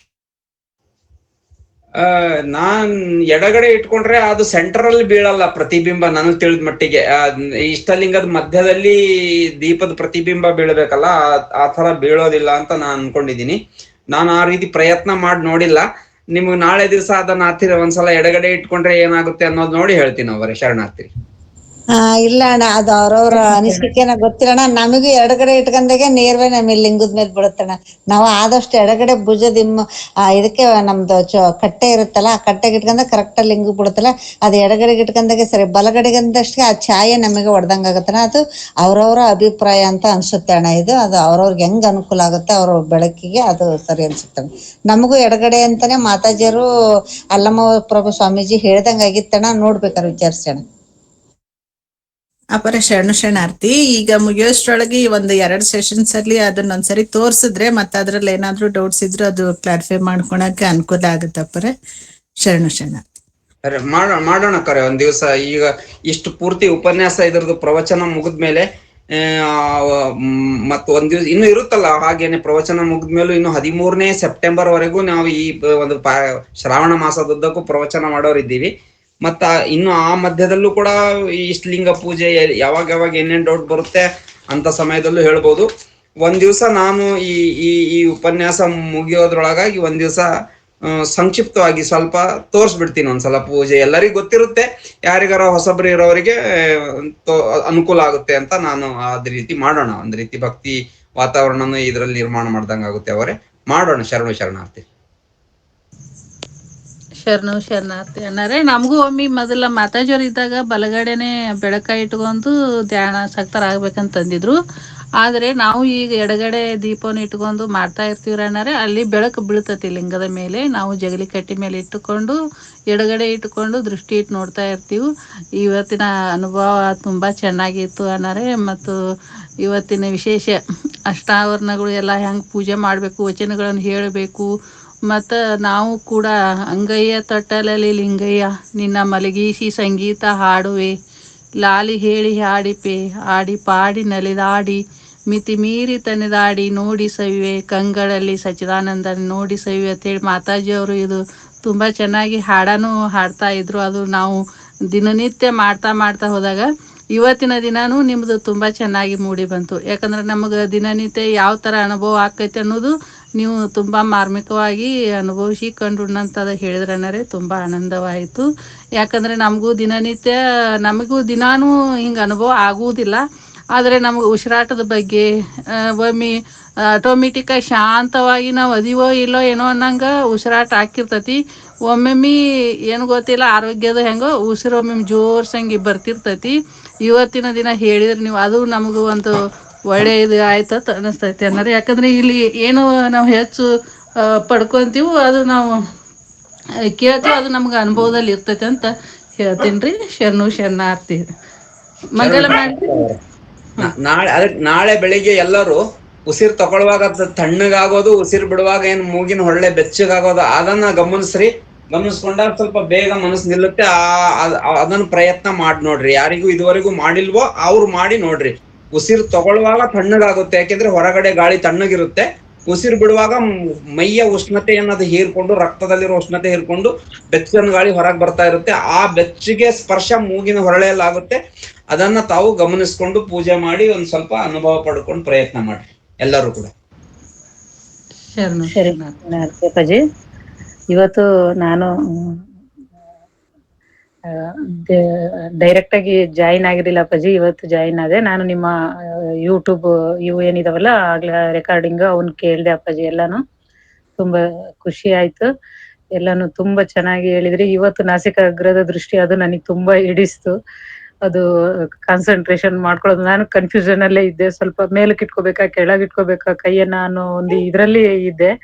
ನನಗದು ತುಂಬಾ ಖುಷಿ ಆಯ್ತು. ನಮ್ಮ ಮನಸ್ಸನ್ನ ಹೆಂಗೆ ನಮ್ಮ ಈರಣ್ಣಪ್ಪರು ಎಷ್ಟು ಚೆನ್ನಾಗಿ ನಮ್ಗೆ ತಿದ್ದಿ ಹೇಳ್ತಾರೆ, ಅದೇ ರೀತಿಯಾಗಿ ಮನಸ್ಸನ್ನು ಹೆಂಗ್ ನಿಗ್ರಹ ಮಾಡ್ಕೋಬೇಕು ಅಂತಂದ ಹೇಳಿ ಮಗುವನ್ನು ರಮಿಸೋ ರೀತಿ ಅಂತ ತುಂಬಾ ಚೆನ್ನಾಗಿ ಉದಾಹರಣೆಗಳನ್ನೆಲ್ಲ ಕೊಟ್ಟು ಚೆನ್ನಾಗಿ ಹೇಳಿದ್ರಿ ಅಪ್ಪಾಜಿ. ಶರಣಾರ್ಥಿ. ಶರಣು ಶರಣಾರ್ಥಿ. ಶರಣು ಶರಣಾರ್ಥಿ. ವಿಜಯಲಕ್ಷ್ಮಿ ಅವರು ಜಯವಸರಾಜ ಹೇಳ್ರವರು. ಜಯ ಬಸವರಾಜ ಭಕ್ತ ಜನ ಸುರಭೋಜ ಜಯತು ಮಹಾಕಾರಣಿಕ ಲಿಂಗ ದೇವನ ಘನ ತೇಜ ಜಯತು ಕರುಣಾ ಸಿಂಧು ಭಜಕ ಜನ ಬಂಧು ಜಯ ಇಷ್ಟದಾಯಕ